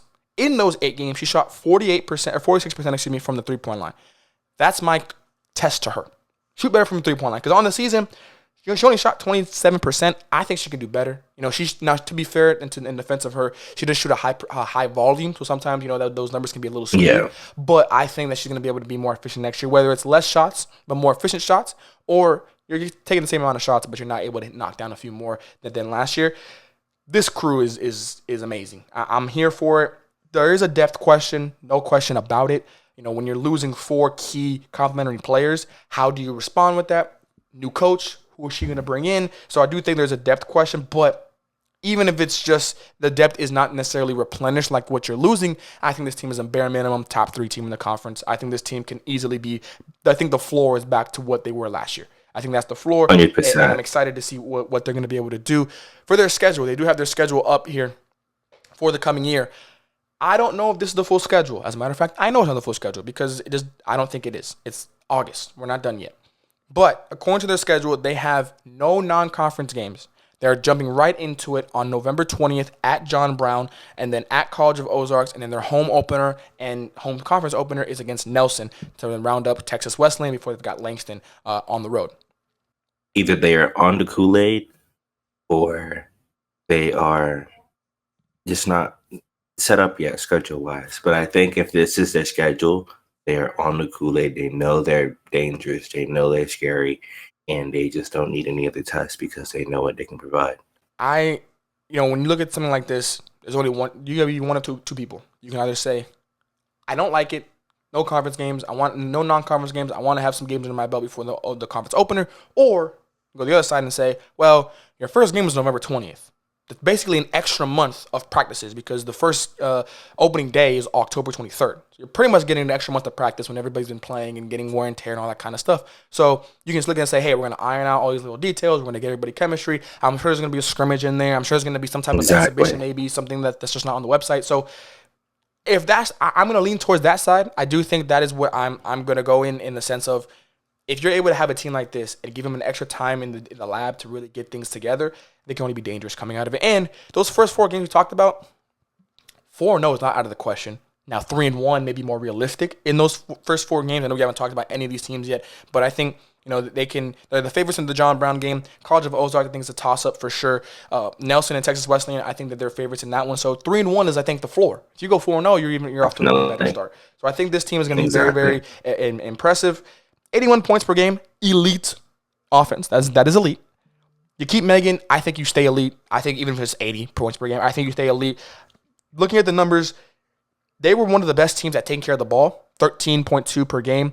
Again, is that necessarily great? Talk to whatever coach you talk to may say differently. I think it's not. It's good for this conference. I think this conference allows you to have I think it's very good for this conference. You have a little bit more margin of error for that. Everything on the stats just says great. It's just going to come down to what this team looks like once camp officially starts, once preseason officially starts, all that kind of stuff. What do they look like as a whole? But I'm very excited for this team, and I have a lot of high expectations, to be honest, with you. I will provide you this, though, just to be a little bit of a devil's advocate here. A lot of their offense was ran by the ACL GOAT, Emily Segala. Looking into the season, she had 4 games within the season across the conference where she did carry the most assists per game. She had basically almost a double-double averaging with assists, meaning that the 19.4 assists that came from this team, half of them were produced by her. With her leaving, you really need somebody from Coach Vessel's arsenal to be able to really step up and run the offense the same way that Emily ran it, or else maybe Megan doesn't get her touches as much because of that. Maybe the offense doesn't flow the way it's supposed to. So maybe this 81 points per game that we see does decrease into maybe a 75, 74, and that makes a difference in this conference for sure. I mean, they were the number 1 team in points per game. Pull up the stats right here. Last year when we talk about scoring, the number 1 team in offense was Wayland Baptist, 81. The next team was Mid-America, which we're about to talk about, in 77. Then Langston and College of Ozarks both at 71, and then the rest of the conference was either 66 or below. So the top 4 teams in the conference, with the top 4 offensive teams in the conference, the best of the best was Wayland. I do think when we look at the 2 teams between Langston and Wayland, I think it came down to the fact that Langston, in my opinion, was deeper, offensively speaking, and we're talking about 4, almost 5 all-conference players, honestly. But for Wayland, they really had 3 that stood out. Well, they had a deep team too, but I do think a lot of it was on Megan. If they can create an offense where Megan is not, it runs through her. I'd like to see the assists go up a little bit, not like a big number, maybe 3 to 4 assists a game. I think it's very, very important for her to just alleviate some pressure, especially once you get into the draws of the season. It's a lot harder to put up a lot of these numbers, even though she's doing it in her sleep, literally. But I do think this team, I'm really high on them, and I'm excited for them, and they may be my favorite out of the 3 that we're going to talk about next. Mid-America Christian, 3rd seed. The Evangels also have a new coach. Coach Scott Morris, first time in 30 years that the Mid-American Christian women's basketball program has a new coach to talk about. Now, this team's roster is up. And last year they made it to the first SAC finals appearance in program history. They beat USAO in the quarters. They upset Wayland Baptist in the second round, and they made it to the conference championship game, ultimately losing to Langston. Deep national tournament run. Their deepest in conference program in program history. Sweet 16 appearance after beating Northwestern of Iowa and Kansas Wesleyan, which I talked about in the KCAC, one of the best teams last year, both by 10-plus points. So they were upsetting teams and comfortably in a lot of people's eyes. 73-63 and then 94-74. This team was just on a roll. They had a great run. I believe they ended up losing to Southern Oregon, if I remember correctly. But, again, a great run for them. The schedule is out. The roster is semi-updated. We have our returning, our leaving, and I'm going to talk about the names. You could talk about what these players put up last year. The reason I want to talk about the names is because Shai Christopher, first-team conference member. Harley Harbor, 8 points, 8 rebounds. Taylor Thomas, Haley Tennell. Those are the players that we have, quote-unquote, returning. The roster is up. The only player that I have seen on their roster as of right now is Thomas. Add in that you're losing, guaranteed, just from an eligibility standpoint and from class standpoint, again, assuming that no one has a fifth year. Kylie Shear, Serene Hard, and Mari Nikayudi. You're losing 1, 2, 3, 4, 5, 6 potential rotation players from last year. Where are you on that? And let the people at home know what exactly those players put up that got me and you a little concerned right now. I'm scared because the one thing that we really have to say is Shai Christopher. If you aren't on the Kool-Aid, you need to be. Shai Christopher, first team all conference, 17 points, 5 boards, 2.5 assists, efficient 46% from the field. Shai Christopher holds the season record for most points in a game with 35 twice at that. And then has also had several 20-plus games. You also are losing a potential Harley Harbor with 8 points, 8 boards, 50% efficient. And we did confirm that Talia Thomas is returning, but we aren't sure about Haley Tunnel, who may also be returning or not, just based off of what the roster does show. You are supposedly accurately losing Kylie Shear, first team all conference, first team all defense, 15, 7, and 3 assists with 2 steals, 44% from the field, 33 from 3. Sincere Herod, honorable mention, 10 and 5. We'll round that up with 50%. And then Mary with 7 points, 3 boards, and 38%. With a team that already has kind of a middle of the pack offensive sort of standpoint, it does leave a lot of question as far as where they'll end up without the uncertainty of their ringleader, Shai Christopher. I think Shai Christopher not being a certain, at least for us going into the year, does provide a lot of question marks. No, absolutely. Just alone. And again, the last 2 teams we talked about both have new coaches. Both of them still we don't know if they're going to be returning their best player from the previous season. And that's a big loss, obviously. But again, on the flip side, you don't know who they're going to bring in, and it could be someone of similar stature, similar caliber player. I was high on this Mid-American Christian team before we talked about, updating everything and all that kind of stuff. Before that, I was fairly high on them. I think I would say I was a little higher on Wayland Baptist, but it wasn't that much of a gap. Without knowing if Shai's coming back, if Harley's coming back, if all these players are coming back, plus what you're probably going to be losing, I'm a little concerned about this team. Like you mentioned, the offense is pretty in the middle of the pack. Good for this conference. Again, one of the 4 teams that was actually above 70. I think they're actually second or close to being second. Field goal percentage, 50% from the field, 32% from 3. Not a really bad shooting team at all. Rebounds, they're out-rebounding teams by about 10. The turnovers, the best in the conference at 12.4 and forcing 14.7, almost 15 a game. This team, similar to a Wayland Baptist, where it's going to come down to together, but it's also going to be a situation, and I think it's different from Wayland Baptist. I'm more confident in Wayland Baptist than I am in Mid-America. Something tells me Mid-America may be coming in with a whole new roster. Again, on the website, there's only 10 players right now on the website. The recruiting class is big. Out of the 2 teams that we talked about with new coaches, they are more of a recruiting class team than Wayland. I don't know why. It's just a gut feeling, but something tells me they're going to be bigger in the recruiting aspect than Wayland. I think Wayland's going to be able to keep in a lot of the talent from a standpoint, at least for right now. Again, that could change once the roster officially comes out and it turns out that they kept almost everybody, and that'd be great. But I do feel like Coach Jordan Vessel is going to have a lot more to play with from last year, and I think Coach Scott Moore is going to have a lot more new in his roster and on his team. Last year, the team, though, they had some really good wins. They beat Providence from the Frontier. They were number 2 at the time in the country. I think they actually started the season with that win. Yeah, they did to open the year, and they started 9-0. So this team has been consistently a national tournament team. 5 straight appearances in the national tournament. This program is not going to be a program that had a couple good runs and now we're going to hit the reset button. No. This team is going to Langston. They're rebuilding. It's a rebuilding year. Coach Scott Morris is coming in, understanding that the bar is the bar. And the bar is, for being honest, a national tournament appearance. For the last 5 years, that has been the bar, and it's going to continue to be the bar for the next 5 years. How you get there, maybe we'll give you a grace period just for the first year stuff, but I do feel like this program is not going to give the coaching job to somebody they don't feel can continue the ball rolling where it's all in the direction it was already going.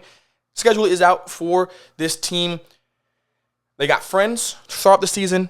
That's going to be a very, very good game. I know you weren't there for the KCAC, but when I previewed Friends, they're one of the best teams in the conference. I'm very high on that Friends team. They're going to be at Friends to open their season.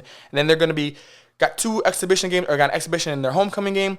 And they're going to be hosting a classic. In that classic, they'll be playing Cotty and Mission. 2 teams that I feel like they can at least go 1-1 in those games. Then they're going to be going up to Stevens College. They're going to be in the Lady Cat Classic in Missouri. They've got Stevens College and LSU Shreveport. I haven't talked about LSU Shreveport, but they are nasty. They're one of the best teams in the country year in and year out, so that's going to be a great test for them. And they're opening their conference with a road game at Southwestern Christian. Then they got Oklahoma City and Central Christian coming in before they get Langston on the road. I like the schedule. Again, I like you open the season up against Friends. I think they're a very, very good team in the KCAC. Then I think you've got a great test in your own classic against Cotty and Mission. Very winnable games for them. And then Stevens and LSU Shreveport, 2 of the best teams, I think, next year in the country going into your conference opener. I think it sets you up to be tested before you get into the thick of it. What do you see? Is there a stat that you're looking at that's going to make you kind of be more focused on them? But what stat do you see of like, hey, if this stat is good, then they'll have a great year. If this stat is not so good, they might have a tough year? I think it comes to efficiency. I think if they can keep their field goal percentage in the comfortable 40s, preferably like a 45 pushing 50, then they can continue to remain in the conversation. I feel like as a group, if they can remain efficient, they can make up the gaps for whoever they do have missing, since we don't really know that as of yet. But I feel like they can have an efficient all-around team, and that team can definitely make some havoc coming into the tournament, the national tournament, and can very much hold their own. No, I think that's a good point. And with the new team, you always want to look at efficiency, because I think that's going to be a good benchmark at how they're gelling on both sides of the ball. You know, if you're able to keep opponents on a low field goal percentage, that means the defense is kind of coming together and you're able to get out and rotate and be able to cover for each other. And on offense, obviously, being able to be in the right spots and get your teammates the ball where they need it. Last team before we wrap up, question 2 here. College of the Ozarks. The Bobcats last year, very good season. It was actually their first official season in the SAC. I want to give them a round of applause for a great year 1. I think they're going to have an even better year 2, if I'm being honest. For sure. I looked through a stat tab, wasn't available. I ended up going to the NAIA website to look at what they have. They are losing 2 very important seniors. They are returning, supposedly, Susan Morin, Taylor Rush, Logan Jones. The last 4 teams we've talked about now, the last 3 teams, definitely Wayland and now College of Ozarks, they've got 2 players that I think are going to be really, really turning heads this year. Susan Morin, she won NAIA Offensive Player of the Week at one point throughout the year. First team all-conference member, all-defensive team. She put up 18 and 15. I say that again for the people in the back. 18 and 15 on 55% shooting. She had a 15-game streak to end the year with 10-plus points. In those 15 games, she was averaging almost 20 a night. She ended the year on a very, very, very strong, just dominant run that I think, again, if she's returning next year, haven't seen on the roster yet, but assuming she's coming back next year, it is going to set her up to be out the gates one of the best. I think she will be in contention. I think she's going to make a big leap next year. Granted, you were a first-team all-conference member, but I think she's going to be in like Player of the Year talks. I think this College of Ozarks team is going to win games. They're going to be in the top 3 seed. I am very high on this College of the Ozarks team. They are losing Bethany Binefield and Abby Migoli. 15 and 8 rebounds combined between the two of them. It's going to be a lot to try and replicate or try and replace. But because of Susan, I'm very high on this team and what they can do by the way she ended the year and by what they're bringing back, arguably, in Taylor Rush and Logan Jones. Do you feel similar in that sentiment? 100%. Susanna Morin is definitely one keep an eye on going into talks for way too early Player of the Year conversations. That is definitely my favorite. And I definitely do feel that with her coming off of the year the way she did come, starting this year, she's going to be on a high, going to be on a hill that nobody can take her off of. And I feel like that is what the College of Ozarks need as a second year within the conference to really show them, like, hey, this first year was just a taste of what we can actually do. Coming into this year, we might start upsetting some people. And to answer the question, this team is my favorite to come out between the 3. I'm not against it. I'm not mad at it. Before we deep dive into our 2 picks, their schedule is out. They've got University of St. Mary to open up their season on November 1st. Then they got Evangel, and then they're going into that. They are the ones hosting the Lady Cat Classic. It's actually at the College of Ozarks. They will be having LSU Shreveport and Stevens College as well. Great test for them. And they open up their conference against Oklahoma Panhandle State. It's going to be at home. They've got Wayland and John Brown to wrap up the first 3 conference games for them. I like their non-conference schedule, 24 games, but it's a very good 4 games. I think they can go 3-1. I think the one game I look at might be that LSU Shreveport game, but the other 3, I think they're favorites in. I think they're going to be able to be. The floor is 2-2. I honestly believe 2-2. I think maybe Evangel could be a tough one, or Stevens College can be a tough one. But I do think that they won't go below 500 in those 4 games, and then you're going into the conference opener, probably the favorites. And then my team that I'm going with, Wayland Baptist. For our 2 teams, you can go first. What is the floor for College of Ozarks? We both know that the ceiling for Wayland and for College of Ozarks, conference championship, regular season championship. Like, we know that's the ceiling. Like, we know that's the best case scenario because they're one of the best teams in the country, in the country and in the conference, honestly. And then they can go to the national tournament and maybe run off a couple games. We've seen that happen as well. What is the floor though for College of Ozarks? If they have a really bad year, what do you still expect? No matter lower than this. I expect for them to host the postseason tournament in some form, and I expect a clinching of a national spot. I do believe that they can, and I'm not wishing this on anybody, but they can go 0 for 50 if they needed to. But by the end of the season, come March, they're hosting the playoffs. They're in the national tournament. Not a doubt. I like that. I'm not against it. Basically saying you're hosting a playoff game in your building, whether the tournament or first round, quarterfinals, or quarter round, whatever you want to call it. And then I think they've obviously gotten an at-large bid last year. They've built a resume. And with the non-conference schedule that they have, arguably you're going to have two national tournament teams in Evangel and LSU Shreveport, I'm pretty sure. Stevens College, I think, got kind of cut out at the last minute, but they've got a great non-conference schedule. We'll be in talks when that time comes. And then obviously the SAC. You got Wayland, you've got Langston, you've got all these teams that are going to help your resume for sure. For me, the floor for Wayland Baptist is the number 1 seed. I do not expect anything lower than the number 1 seed. I think they are the odds-on favorite. If we were doing if ESPN was doing bets for the SAC and who's going to win the conference, I'm going Wayland Baptist. I don't care what the line is. I feel like this team is too good. They've got the best player in the conference. They've got a great coach coming in. I think this team checks every single box. There is a question again of who's staying, and I understand all that. But it's August.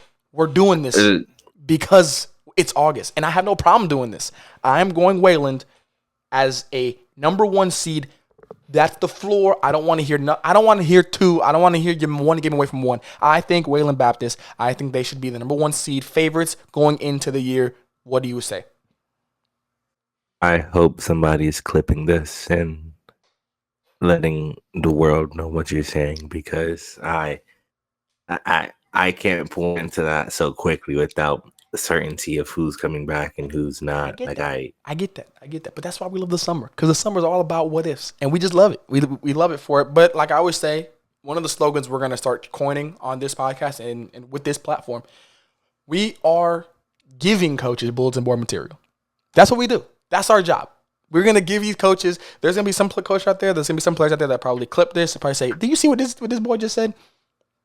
Oh yeah, like this is the type of stuff where like they're sitting in the locker room. Like I already know. Yeah, absolutely. Langston is already printing this. We ever pull up at the gym? Oh, it's a wrap. It's a wrap. It's booing on site. Langston's already printing this, putting it up in the locker room before every game. And it's like, oh, this clown just said. But yes, I do think Wayland Baptist, their floor is just really, really high, and I'm excited for this team throughout conference and going into the postseason in the spring. I'm going with Wayland. Lex is going with College of Ozarks. That leaves the last 5 through 12. Again, final question before we get to our tiers. What do you think is the highest floor between 5 through 12, or who has it, I should say? What we'll do is we're going to go through each team like we always do, and we're going to touch on each team's floor. We're going to touch on each team's floor. And then at the end, we'll figure out who we feel like does have the highest floor, because there are going to be some teams that have the same floor. Some of these teams, their floor is going to be a playoff. It's going to be a playoff here, but a playoff there, whatever. But we'll talk about where exactly in the playoff seating that we see them. First team we're going to talk about, Texas Wesleyan. I like this crew last year. They're very good. You know, a quick recap for them. They were 5th in points per game, 2nd in defense. They lost a lot of close games that they shouldn't have. That's coming from their head coach. That is a quote directly from their head coach on the website. They had a great home win versus Langston, 72-65. They were 13-2 at home. Great home team. My question, the only question I really have with this team, because you'll talk about the players and what they're bringing back, 6-8 on the road.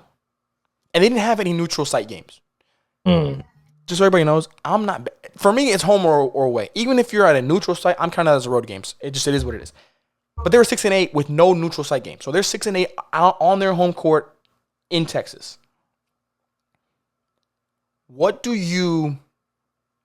How do you feel about them being a better road team? Do you think that is the one thing that kept them in a 5th seed and they didn't host a first round of their playoff conference tournament, or is there something else that you're looking at saying, nah, I kind of lean more towards this stat being the reason that I think they were the 5th seed last year?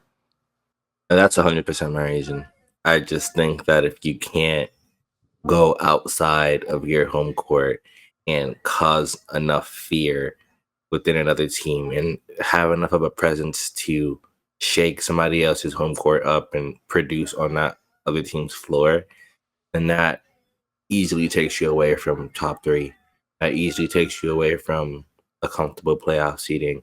To be able to be successful in any conference, you need 3 things: consistency, high production, and you need to produce fear. You need to be able to have another team look at you on their schedule and they're like, we got to prep. Texas Wesleyan's playing us this week. You need that type of fear to be able to be successful, honestly. And I feel like the teams were looking at this team last year and they saw how rocky they were on the road. They're like, they're coming here. We got this. We stay efficient. We produce. We have our best games, and we're coming out on top. And that essentially is what happened. I do think this team, the road woes were real. And you look at it and you say 6-8. It's crazy to say, but I think a lot of people are going to agree. 6-8 looks a lot worse than 7-7. Even if you were 500, something about the numbers, for sure. It just looks better. It looks better. And I do think that's a big reason for this team's not struggles, but I just think they capped themselves. And like Coach said, part of those are a lot of those close games, I'm sure, were on the road, because that's typically where a lot of those close games happen. So I do think I can see that correlation happening. You know, you lose a lot of close games that you shouldn't have, and you're on the road. It kind of all comes together. But this team is returning 7 players next year: Cameron Phillips and Sophie Arado. Those are the two leading players for the team coming back. Second team all-conference member, all-freshman team for Phillips. 13, 6, 48% from the field. I see beautiful stats. And a sophomore leap for her. I see an offensive leap for her. I think she can cross 15 points next year. I think she'll be very, very, very efficient. 5 games under 10 points, 10 over 15. And then she also had some great defensive performances as well. Second year leap for her might be the highest out of all the freshmen we're going to talk about this year. I think she just did a great freshman campaign. So the sophomore year, the bar is a little bit higher for me. For Sophie, 9 points, 6 rebounds. I call her an X factor. She had 2 double-double games, and she's 6'1". Her height is too much to not talk about. I think she should be a comfortable double-double machine next year, 10 and 10. Oh, 100%. I think that's in play for her and probably a little bit more. You're losing Taryn Willis, 13 all-conference member. 10, 4 rebounds. Savannah Smith, honorable mention, 8, efficient from the field, 37 from the field, 35 from three-point line. It's going to be a tough hit for sure, but I think this team is returning enough, and I think they're going to be able to bring in a lot of key players. They got 6 newcomers, a few freshmen, some transfers that they feel is a, quote, I'm quoting here, very talented recruiting class. That is what their coach says that they feel from this recruiting class. They just missed out on the national tournament. I think the veteran leadership that they're going to have, I think that the leap that these players are going to take is going to result in more wins. Talk about the floor. Tell me your floor for the Texas Wesleyan Rams. Where do you feel like they're barring to have a just good, okay year? My floor for them, and I'm going to continue to quote Coach here, as they said they have a very talented recruiting class. I'm going to hold them to that. My floor for them is making the playoffs. And honestly, I like them in the tournament this year. I do. I could see that again. They did just miss out on it by a couple games. They were arguably one of the first 4 out, if you want to call it. My floor is a little different. My floor is I need you to be above 500 on the road. That's my only floor. Because I feel like if you're above 500 on the floor, you've proven you can win at home. You're not bringing in a big, like, game-changing recruiting class. You know, you're bringing in 6 newcomers. You're returning 7. That's about average nowadays. That's about an even trade-off normally. Your roster breakdown, 4 freshmen, 2 sophomores, 3 juniors, 5 seniors, pretty balanced. Again, it is, I'd say, upper class heavy with 8 players that are considered upperclassmen and then only 6 underclassmen. But I think that's the missing piece. If you go above 500 on the road, even if it's 1 game over, I think that shows improvement. I think that shows that you are going to be not just a SAC tournament contender possibly, but the committee might look at you and be like, you went on the road and you beat this team, start doing all that kind of stuff. It might help you in the end. So that's my floor. My floor is if you are above 500 on the road, you will be a tournament team and possibly flirting with a national tournament bid like Lex was saying. I like it. University of Science and Arts, the Drovers. Great win last year versus Providence. I like this group. This SAC really did a number on Providence last year, I'm not going to lie, to open the season. I'll just talk about the returning. We'll talk about the returning. I'm going to talk about the team specifically. There's one thing that I need from this team, and I'm sure you might even talk about it. The offense has to be better. I think this team is too good to be a 64.7 point per game offense. Even if I rounded up 65, I just think they're too good. I think they're too good. They're going to be returning a lot of players. If they're close to that 70 mark, this team could be really interesting come postseason time. You're shooting 48% from the field, 29% from the three-point line. I think it's got to get over 30, but 29% from the three-point line, 40 rebounds. You're out-rebounding your opponents by 6 almost, 13 assists, so you're moving the ball very well, and the turnovers are pretty low. There's no excuse. It's going to come down. It's screaming non-statistical stuff. Understanding the system, getting used to each other, that kind of stuff. That's fine. That's cool. That was last year, though. This year, I need this team to be closer to 70 because I feel like if they're closer to 70, they're a better offensive team. They're putting more pressure now on the other team's offense, which allows their defense to be better, which was already good at 61.4 opponents' points per game.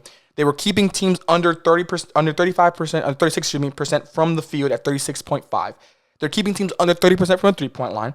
Again, out-rebounding them by 6, forcing 14 turnovers. I would like your turnovers to be a little bit lower. I don't like to see the trade-off, but still not bad. This team, it's simple. The floor for me, and when we say floor, what we mean is this will lead to a better season, at least. The floor for me is 70 points per game. If you're putting up 70, and even if your defense goes up a little, let's say your defense drops back a little bit and they put up 63, 64, I'm still comfortable with that. I'm still good with that. If they put up 70 points per game next year, I think that floor puts them into the playoff picture comfortably. What's your take on these Drovers? I think that makes sense. I think for them to produce 65, let's round it up, and they allow 62, it's a one possession game basically every game all season from what their stats produce. And I don't like how close that is. I also don't like how they allow 14 turnovers, but they also get 14 turnovers.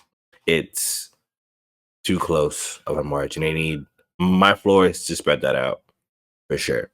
They need to either increase the amount of turnovers they cause or decrease the amount of turnovers that they do produce themselves, and or offensively increase to like a 70 or allow less offensively.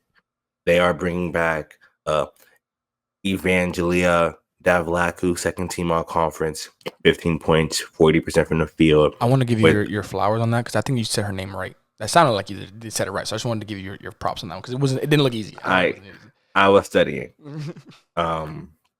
15 field goal attempts per game. Very, very reliable because she's also proven how consistent she can be. You are also returning Hannah Harris, Brinka Krause, Anna Kasim, Ashley Gonzalez, Devin Harris. Combined 26 points. That's about 6 points each, all or about an average 40% field goal percentage. Efficiency is what this team does have, but they aren't producing enough. That's all we need. I think for them to be at 6, it makes sense from what they produced. But if they really harp on spreading the margin that they've had with these stats that they allow and they produce, that easily makes it from a 6 seed to 4, honestly. I could definitely, and again, this is going to be a lot interesting because once we say these things and we get back to our tiers, it's going to kind of put it all together. The Drovers, I'm going to give them another D word, the depth. I think their depth is just too good to not be a 70-point per game score, a team. 100%. I really, and again, I'm not even talking about what Devalku can do. I do think she's going to have a big scoring season. I do think she'll be able to flirt with 20 points per game. I think she'll be able to do that. But my thing is their depth. That's why I'm so big on their scoring going up. I think their depth is just too good. I think it's just too good. It's too good. There's too much continuity there for them not to be at least 70 points per game. Again, we always say, if you're in the mid-60s, you're a good offense. So they're a good offense. They're an average offense. But they should be good to great offense, not an average to good offense. 100%. I like them getting an offensive jump, and I think that will lead to more playoff success. Like you said, 4th seed, maybe even a 5th seed, because, if you're a 5th seed, you might as well be a 4th seed at that point. You're able to maybe get an upset in that first round. So we've got 2 teams down. Now we're going to head over to John Brown. Golden Eagles. I like them. They're nice. They're returning a good amount. They may be, and I'm going to be going on, a little bit of a limb here, but again, that's what I do. I like it. I like spicy food. The deepest team, I think, in the conference. Argue with the wall. Deepest team in the conference, that's me. I feel like they're a year from being legit. That is this year. This is their next year. Like next year is could be the John Brown Golden Eagles year. Not going to lie to you. I am very high on what this team can do. I am very high on who this team is bringing back. I'm very high on what this team did last year. What they're returning. Sarah Snodgrass, second team all-conference, all-freshman team, 18-13. I'm going to say it again for the people in the back. 18-13 as a freshman while putting up 36% from the field. 1 game under 10 points. 10 games over 15. 24. I'm going to say it again. 24 double-doubles. She was a freshman, y'all. She was a freshman. Second team all conference. That girl's going to be a first team all conference member. You can pen it in. No erasable pen this time. Pen it in. Give me a Sharpie, as a matter of fact. She's going to have a great year. She's going to have a great year. Then you got another freshman in Kaylin Ferguson, honorable mention, and another freshman, Riley Gottspawner. 8 points for Riley, 5 rebounds, 47% from the field, 37% from the three-point line, 92 from the free throw line. The girl is flirting with a 50-40-90. Can we talk about it for a second here? She's putting up Steph-like numbers, almost. Steph adjacent. And then you've got Ferguson, 12, 4, 38% from the field, 80% from the free throw line. Those are your freshmen from last year. And then I'm adding her into this group. Abby Sanders, third team all-conference member, 11-5 with 3 assists, 41 from the field, 43 from the three-point line, 93 from the free throw line. They're flirting with 50-40-90s. 2 of them. That's why I say the deepest team in the conference. That's why I say they're a year away from being legit. This team, their floor this year, the floor, mind you, they were the 7th seed last year. I need a fourth seed. I need it. I want it. I expect it. I need a 4th seed from the Golden Eagles. Is it a high floor? Absolutely. That floor is the second floor. You know those houses where you walk in and the first floor, but you got to go up to the first floor? That's where the Golden Eagles are. They walk into the house. That's not the first floor. This is the house entrance. You got to go up to the first floor. That is the type of team that I see next year for this Golden Eagles team. I also forgot to mention Sarah, freshman of the year. As if we didn't expect that. But talk to me about this John Brown team. Am I too high? Should I bring the first floor back down to the ground level, or am I just like what am I? I think I'm losing. I think I'm losing it. Yeah, you might have been exposed to something over there. I think you sniffed many Sharpies, but I definitely see this John Brown team reaching a point that they should have reached last year. I think this John Brown team can definitely touch 4, even top 3 with ease if they did what they were supposed to. I think they allowed too many turnovers as a group, but that's expected with a freshman-led team. To be honest, 15 with a freshman-led team is not crazy, but it is a lot. And for them to only produce 12 from the opposing side, not even, is just not enough. Again, it's the gaps. They also allow more points than they've scored themselves throughout the season. It's the gaps. It's just too close. Too close. Essentially, they're hand in hand with what they provide and with what they allow as far as stats go. They are under 63 points as a group. They allow 64 on average. They also allow 40% from the field. They produce themselves 38 from 3.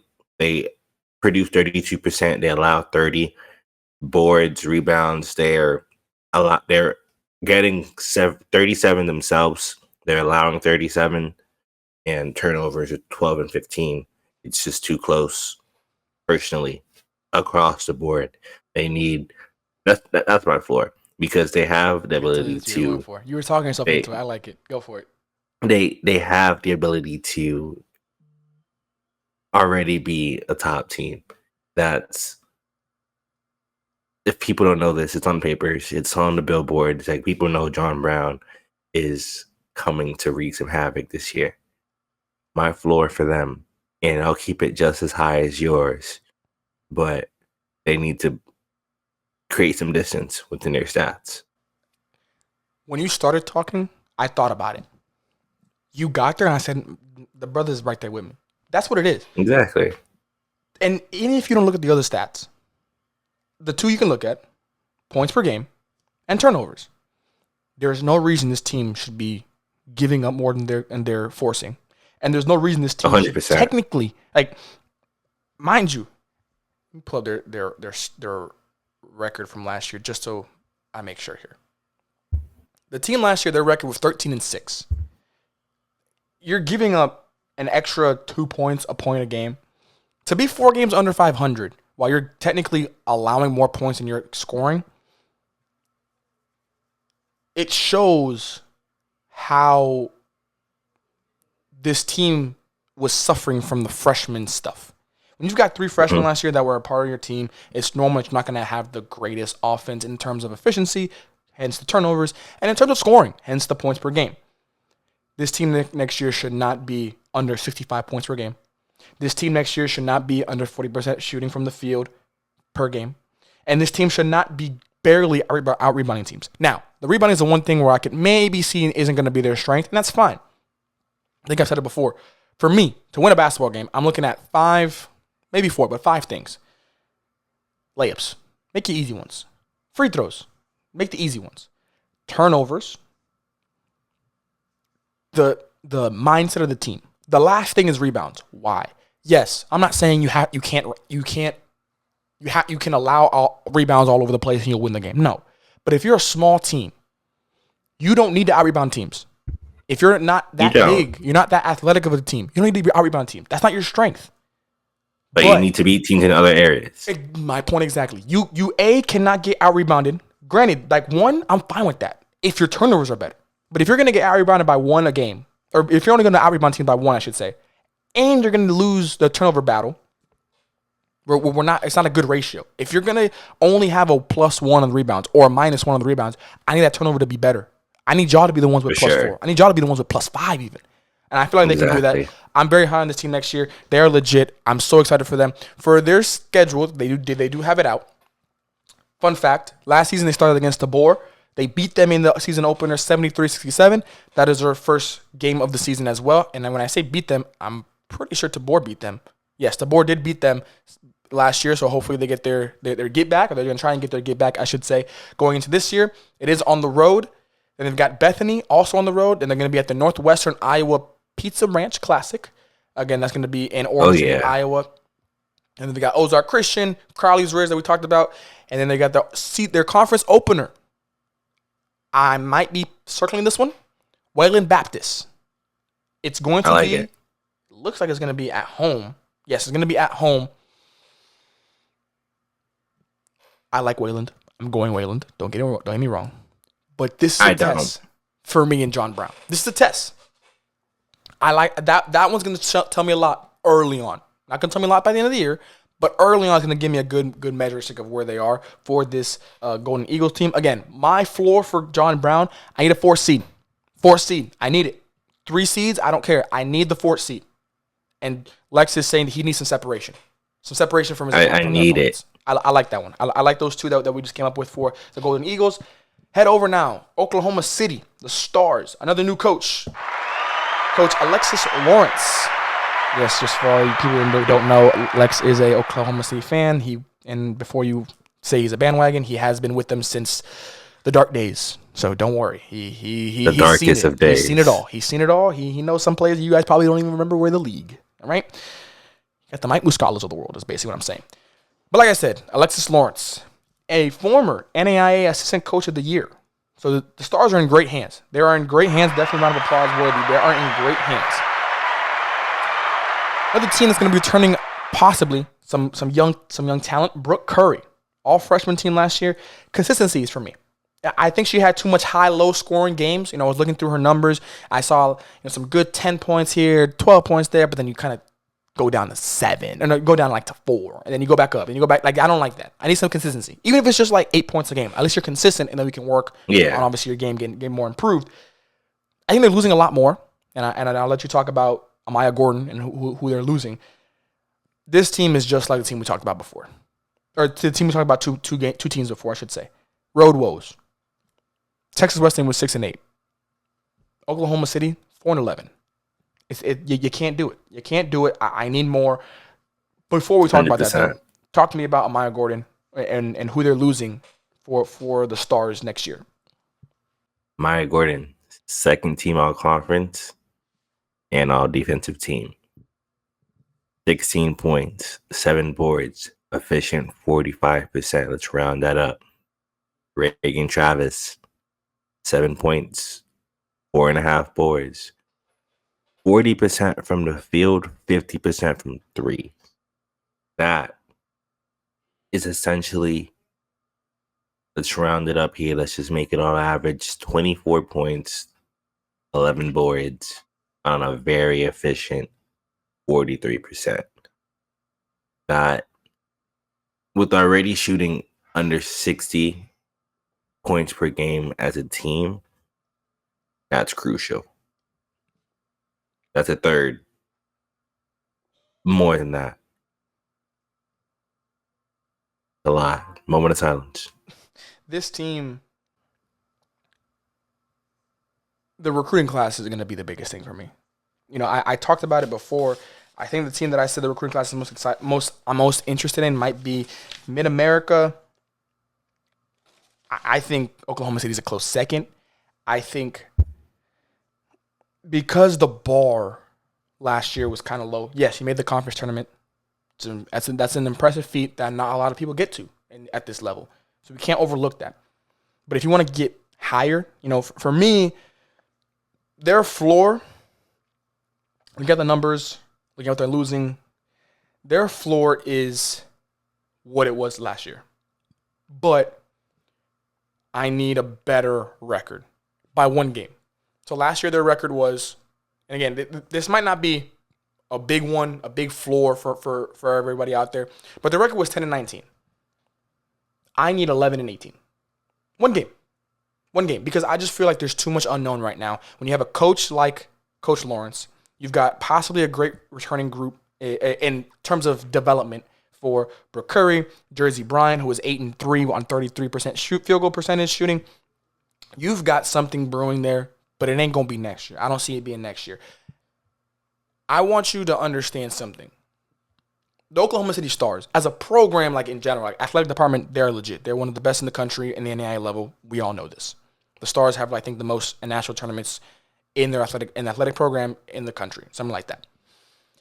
She being Coach Alexis Lawrence, she was able to get their non-conference schedule to be Oklahoma Wesleyan on the road, Sterling at home, at Houston Tilston University, and then at LSU Alexandria. I saw LSU Alexandria last year. Very good team. I haven't talked about them yet, but very good team. I know they might be in a little bit of a retooling year, but very good team nonetheless. And their conference openers against Southwestern Christian, University of Science and Arts, and then Mid-America. All three on the road. Their first 7 games are going to be road games 6 times. And then after that Mid-America game, they've got Wayland Baptist. This team is going to be running through a gauntlet. Don't get it twisted. This team is going to be very, very tested, but that's why I just want one game better. Because I don't think this team is going to be a contender next year or anything like that. I don't think they're playoff locked, to be honest. But they can get back into the playoffs. They can be a better team next year with their record. And I think that's my floor. Give me one game better, and I'll be excited for the future. Because then I would have seen a year. I would have seen you guys improve on the record from the year before, and I'm going to be excited for the year to come. What's your floor for this Oklahoma City Stars team? My floor isn't really for the team. My floor is for Coach Lawrence. My floor for Coach Lawrence is to develop Brooke Curry to be double-digit scoring efficiently. Provide her with the floor, the ability to reach that. And once you reach that, you start breaking some of the curses that you experienced within the past year. I like it. I like it. I like the newness of it. I do think Brooke Curry could be, a big part for the future. And like I said, if her scoring does become more even, I think we do have to credit Coach Lawrence and her system to be able to help her be more comfortable with that. Definitely. Southwestern Christian, another Eagles team. They're returning a lot. They're returning a good amount, in my opinion. They are. They're also losing a decent chunk. They are, too. And for the returning class, I like them because of the leadership they're going to need to now step into. The 3 returners that we're talking about, Kristen Harlan, honorable mention, Jaden Mason, Brooke Robertson. All 3 are going to be becoming seniors next year. I'm looking at you 3, not from a statistical standpoint. Y'all are legit. I'm going to let Lex talk about the statistical stuff.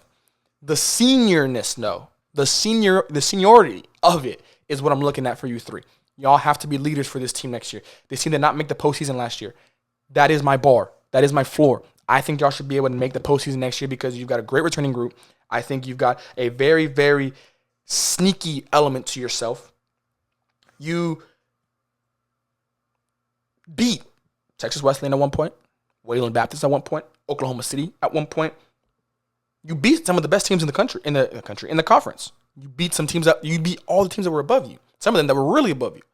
And you see you beat teams at each level. You beat a Wayland Baptist, who was number 2. You beat Texas Wesleyan, who was in the middle of the pack. And you beat Oklahoma City, who was towards the bottom of the conference picture for the playoffs. I'm looking at the 3 seniors that I just mentioned. I need y'all to step up and be leaders for the incoming group, for the rest of the team that's coming back next year. The team as a whole, you're giving up 3 points per game at 64 compared to 67. Field goal percentage, got to be above 40, but you're losing that battle, 36 to 38. 3-point percentage, pretty much identical, literally down to the decimal point. Rebounds, you're getting out-rebounded by 3, but 38 is not bad, but you're just giving up 41. Turnovers, identical almost. The statistics are going to be the statistics. But my biggest thing is going to be off the court. Senior-led team, I need them to be more improved. Go ahead and talk about what statistically, though, these seniors can do on the court. Kristen Harlan, honorable mention, 13 points, 4 boards, 2 assists. 35% from the field, 30 from 3.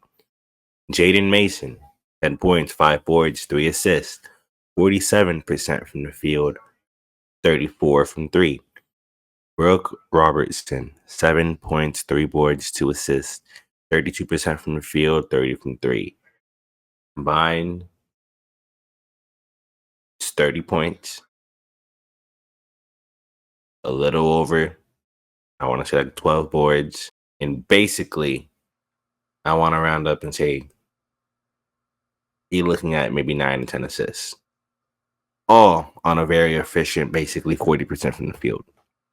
Stepping into that senior role, looking forward to the possibility of, making the postseason and continuing to wreak havoc. I like to label this team as every conference has this one team that you play them and you don't really expect much, but you play them, you give them a chance to be overlooked, and they'll make you regret your answer. This is that team that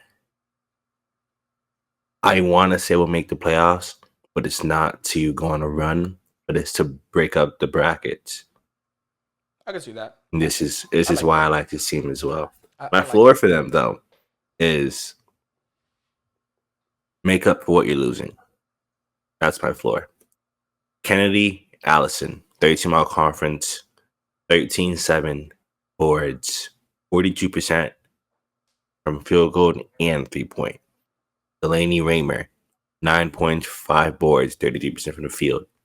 My floor, Harlan, Mason, Robertson, make up those 20 points. Make up those 12 boards. Make up those field attempts. Make up the gaps of what you're losing.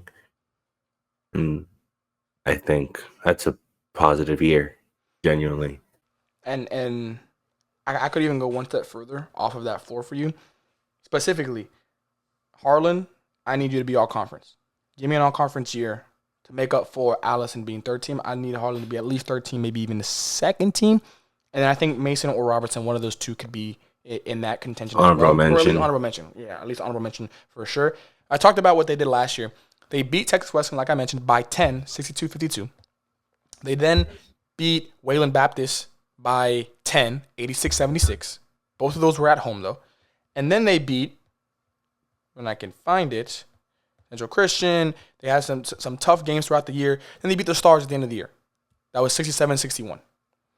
This team, again, there's something there. Like you mentioned, they are your bracket buster for this team, for this conference. They are the team that could mess up brackets. They may only get in the postseason, and it might not be a great game, but they could break someone up who should have been in it. Break someone up who in the preseason coaches poll said, we're going to be in the playoffs, and now because of this Southwestern Christian team getting hot, they were the ones that played upset. So I could see that for sure being a possibility for this team. Last 3 teams here before we wrap it up for the SAC and head on over to the next episode. Nelson Lions. Returning, confirmed, Ashley Gonzalez, Kate Miller, Paris Miller. Wendy Clemens, up in the air, not on the roster. The roster is out. They beat John Brown, Texas Wesleyan, lost by 1 to USAO. I don't necessarily like that one, but it shows, again, a lot of these teams at the bottom of the conference, they're going to be sneaky teams that had bright spots throughout the year. Can one of these 4 teams that we're talking about now, the Southwestern Christian and then the next 3 we're going to be mentioning here, can they kind of get the continuity and consistency of it is the question. For Nelson, Ashley Gonzalez, all freshman team member, 5 points, 2 rebounds, 36% from the field, 32% from the three-point line. Miller sisters, Kate Miller, who's honorable mention, she had 11 and 5 on 40% shooting, and then Paris Miller, 8-5 on 36% shooting. Very good team. Out of those 3, though, I'm calling out Miss Kate Miller. I'm calling her out. I think she can be a very, very, very game player next year. Similar to what we just talked about with Harland, I need Kate Miller, to be all conference because I think that allows Paris Miller to be an honorable mention. And now we've got about a young team that could be developing for the future. My floor, I need you to play upset. My floor is I need you to play upset by becoming a better offense, by becoming a better defense. You're losing that offense-defense battle. 64.7 points per game, 68.2 off opponents' points per game. My floor is be a better defense. I need that defense to get lower. I need you to be below 65. You know what? I'll take it back. I need the defense to be lower than whatever the offense is. So you decide what the offense is. But my floor is you should be a better offense than what you're giving up on the other side of the ball. What is your floor for this Nelson team? You kind of hit it on the nose. Offensively, you need to be better. And whatever your offense is, whatever stance you place it at, your defense has to be less than that. Another thing I will say is 27% from 3, that needs to go up. That needs to go up. You're losing the rebound battle. You're losing the turnover battle. But the battle you're losing the most is from 3. You shoot more consistently, and I think that helps your offense. I think so too. I like this Nelson team. I honestly think 5 through 10. So if we look at it, we have Texas Wesleyan, Sorensen Arts, John Brown, Oklahoma City, Southwestern Christian, and Nelson. I think 5 through 10 realistically is a game-by-game situation. They all pretty much have the same sort of team stats as far as they give what they get. It's all pretty even out. And it really just comes down to how one performs on any given night and how they, as a collective, round out that factor. I think 5 to 10 can literally be flipped this year. It has the potential, but it's just a matter of how they utilize what they have. No, for sure. And like I mentioned, Nelson, I think, is a perfect example of that. You beat John Brown and Texas Wesleyan, and then you lose by 1 to USAO, and then you lose by 5 to Southwestern Christian. It just kind of shows the flux that can be happening. For the last 2 teams, Central Christian Tigers and Panhandle State Aggies, we'll do them together because I think we both can agree. Their floor is development. I mean, I don't know. The floor is just don't be bottom of the conference. Be better. Even if it's one spot. Definitely. And that's for Central Christian being a 10 seed, and that's for Panhandle just being an 11 seed. Just show them improvement, and you can show statistical improvement. Again, my floor is pick a floor. Pick a spot, and let's get better Any at that. floor. Let's get better at that because you can be a better defense. You can be a better offense. You can be better at taking care of the ball. You can be better at all those type of things. So that's my floor for them. Specifically, team-wise, I do like Central Christian a little bit better. They're returning a lot more. I feel like they're going to be returning a lot more, possibly their entire roster, to be honest. So that could be I don't think they're losing anything. That could be a real big game changer in the future. And then for Panhandle, kind of the opposite. They're returning Zamir Reese and Lyric Carpenter. I believe the roster is out. Could be losing Diana Santos, who was a nice 7 points, 6 rebounds last year. But you're obviously losing Jana Radovinic, 7 points, 5 rebounds per game. It'd be tough. I do think Central Christian does have a better returning group. You can talk about Central Christian for the people at home real quick. Central Christian returning Chloe Clevenger, honorable mention, strong 15.6 rebounds, 4 assists, 2 steals. Let's round it up and give her 40% from the field, 30% from 3. Very efficient scorer. Charmaine Marshall, 11 points, 4 boards, 3 assists, 31% from the field. Christina Lawton, 7 points, 5 boards, 30% from the field, 30 from 3. And Kayla Hall will top off, at least from what your key returners are, with 7 points, 2 boards, and 32% from the field, 30 from 3. As far as what we know, I don't think they're losing much, if any. But the team right now is at 53 points per game. As a whole, they're shooting about 32% from the field, 27% from 3. They're actually winning. I lied. They're actually losing their turnover battle and their rebounding battle and their three-pointing battle and their field goal battle and their points. So my floor for them to switch it up a bit, win one of the battles. I like that one. I like that one much better. Let's go with that one. The floor for both Central Christian and win one of the battles. I like that. I like that much better because both teams are losing all of their statistical battles. I like that one better. God, you cook with that one. You deserve round of applause. You cooked with that one. I'm not gonna lie to you. For Panhandle, they do have their schedule out. They open their season up against Randall University on opening day, the 23rd of October. Then they've got 5 non-conference games, and then they open up their conference games against College of Ozarks, John Brown, and Wayland Baptist. 2 of those, they're all actually going to be on the road. So tough stretch for sure for Panhandle. Again, Central Christian, their schedule is not out yet. Bring it back. Question number 3.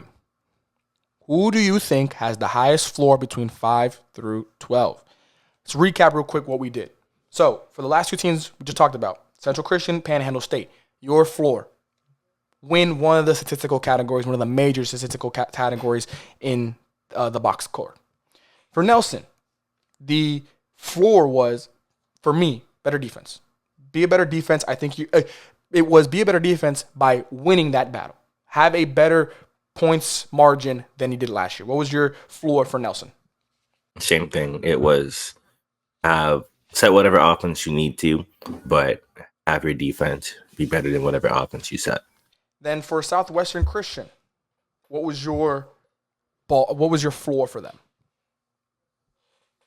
It was to based off of what you're returning, make up for what you're losing. And that was the same one, specifically Harland. I think you can be an all-conference member, and then Mason and Robinson, one of you two should be able to be honorable mention to be able to compensate for everything. Oklahoma City, your floor, what was it for the Stars? My floor was particularly for Coach Lawrence to develop Brooke Curry to be a double-digit scorer efficiently. And for me, it was be one game better than your record last year. Show that improvement, show that development throughout the year.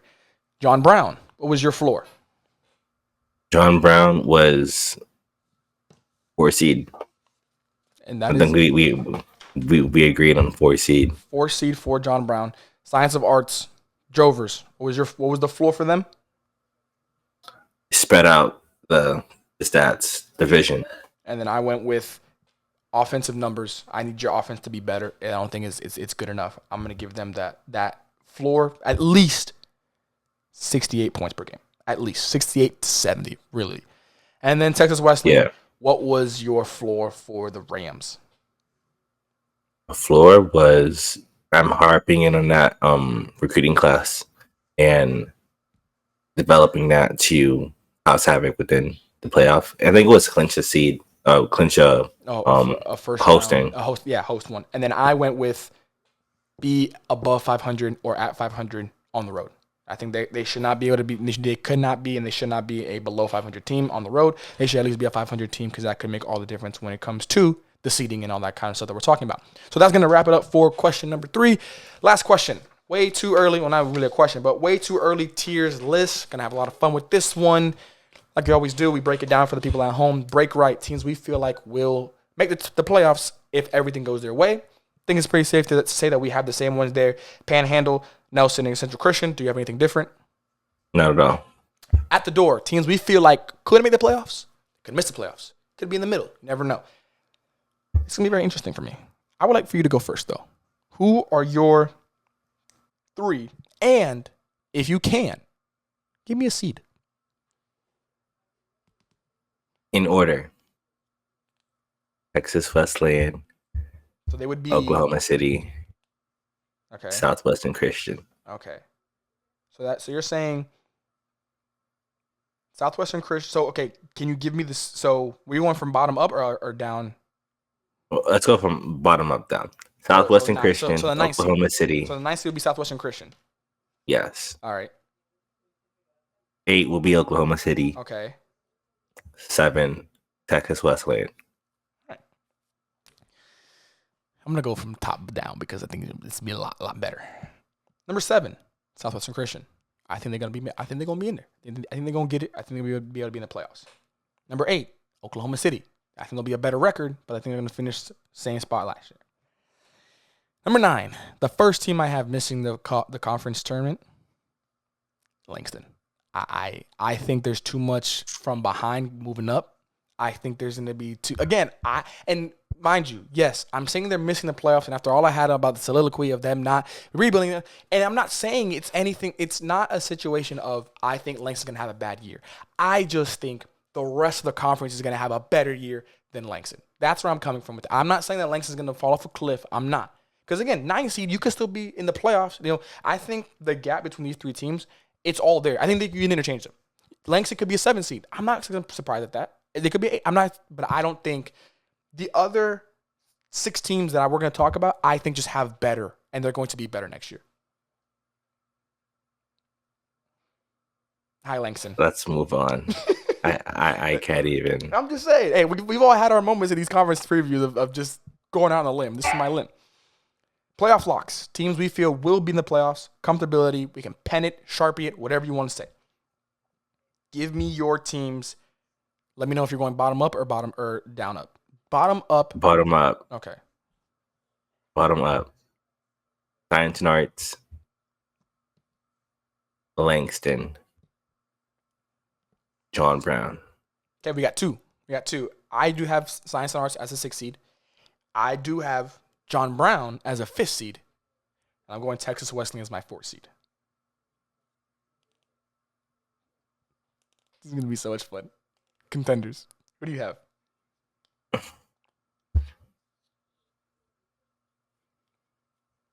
Mid-America. Mm-hmm. College of Ozarks. Wayland Baptist. 3-2-1. 3-2-1. Same.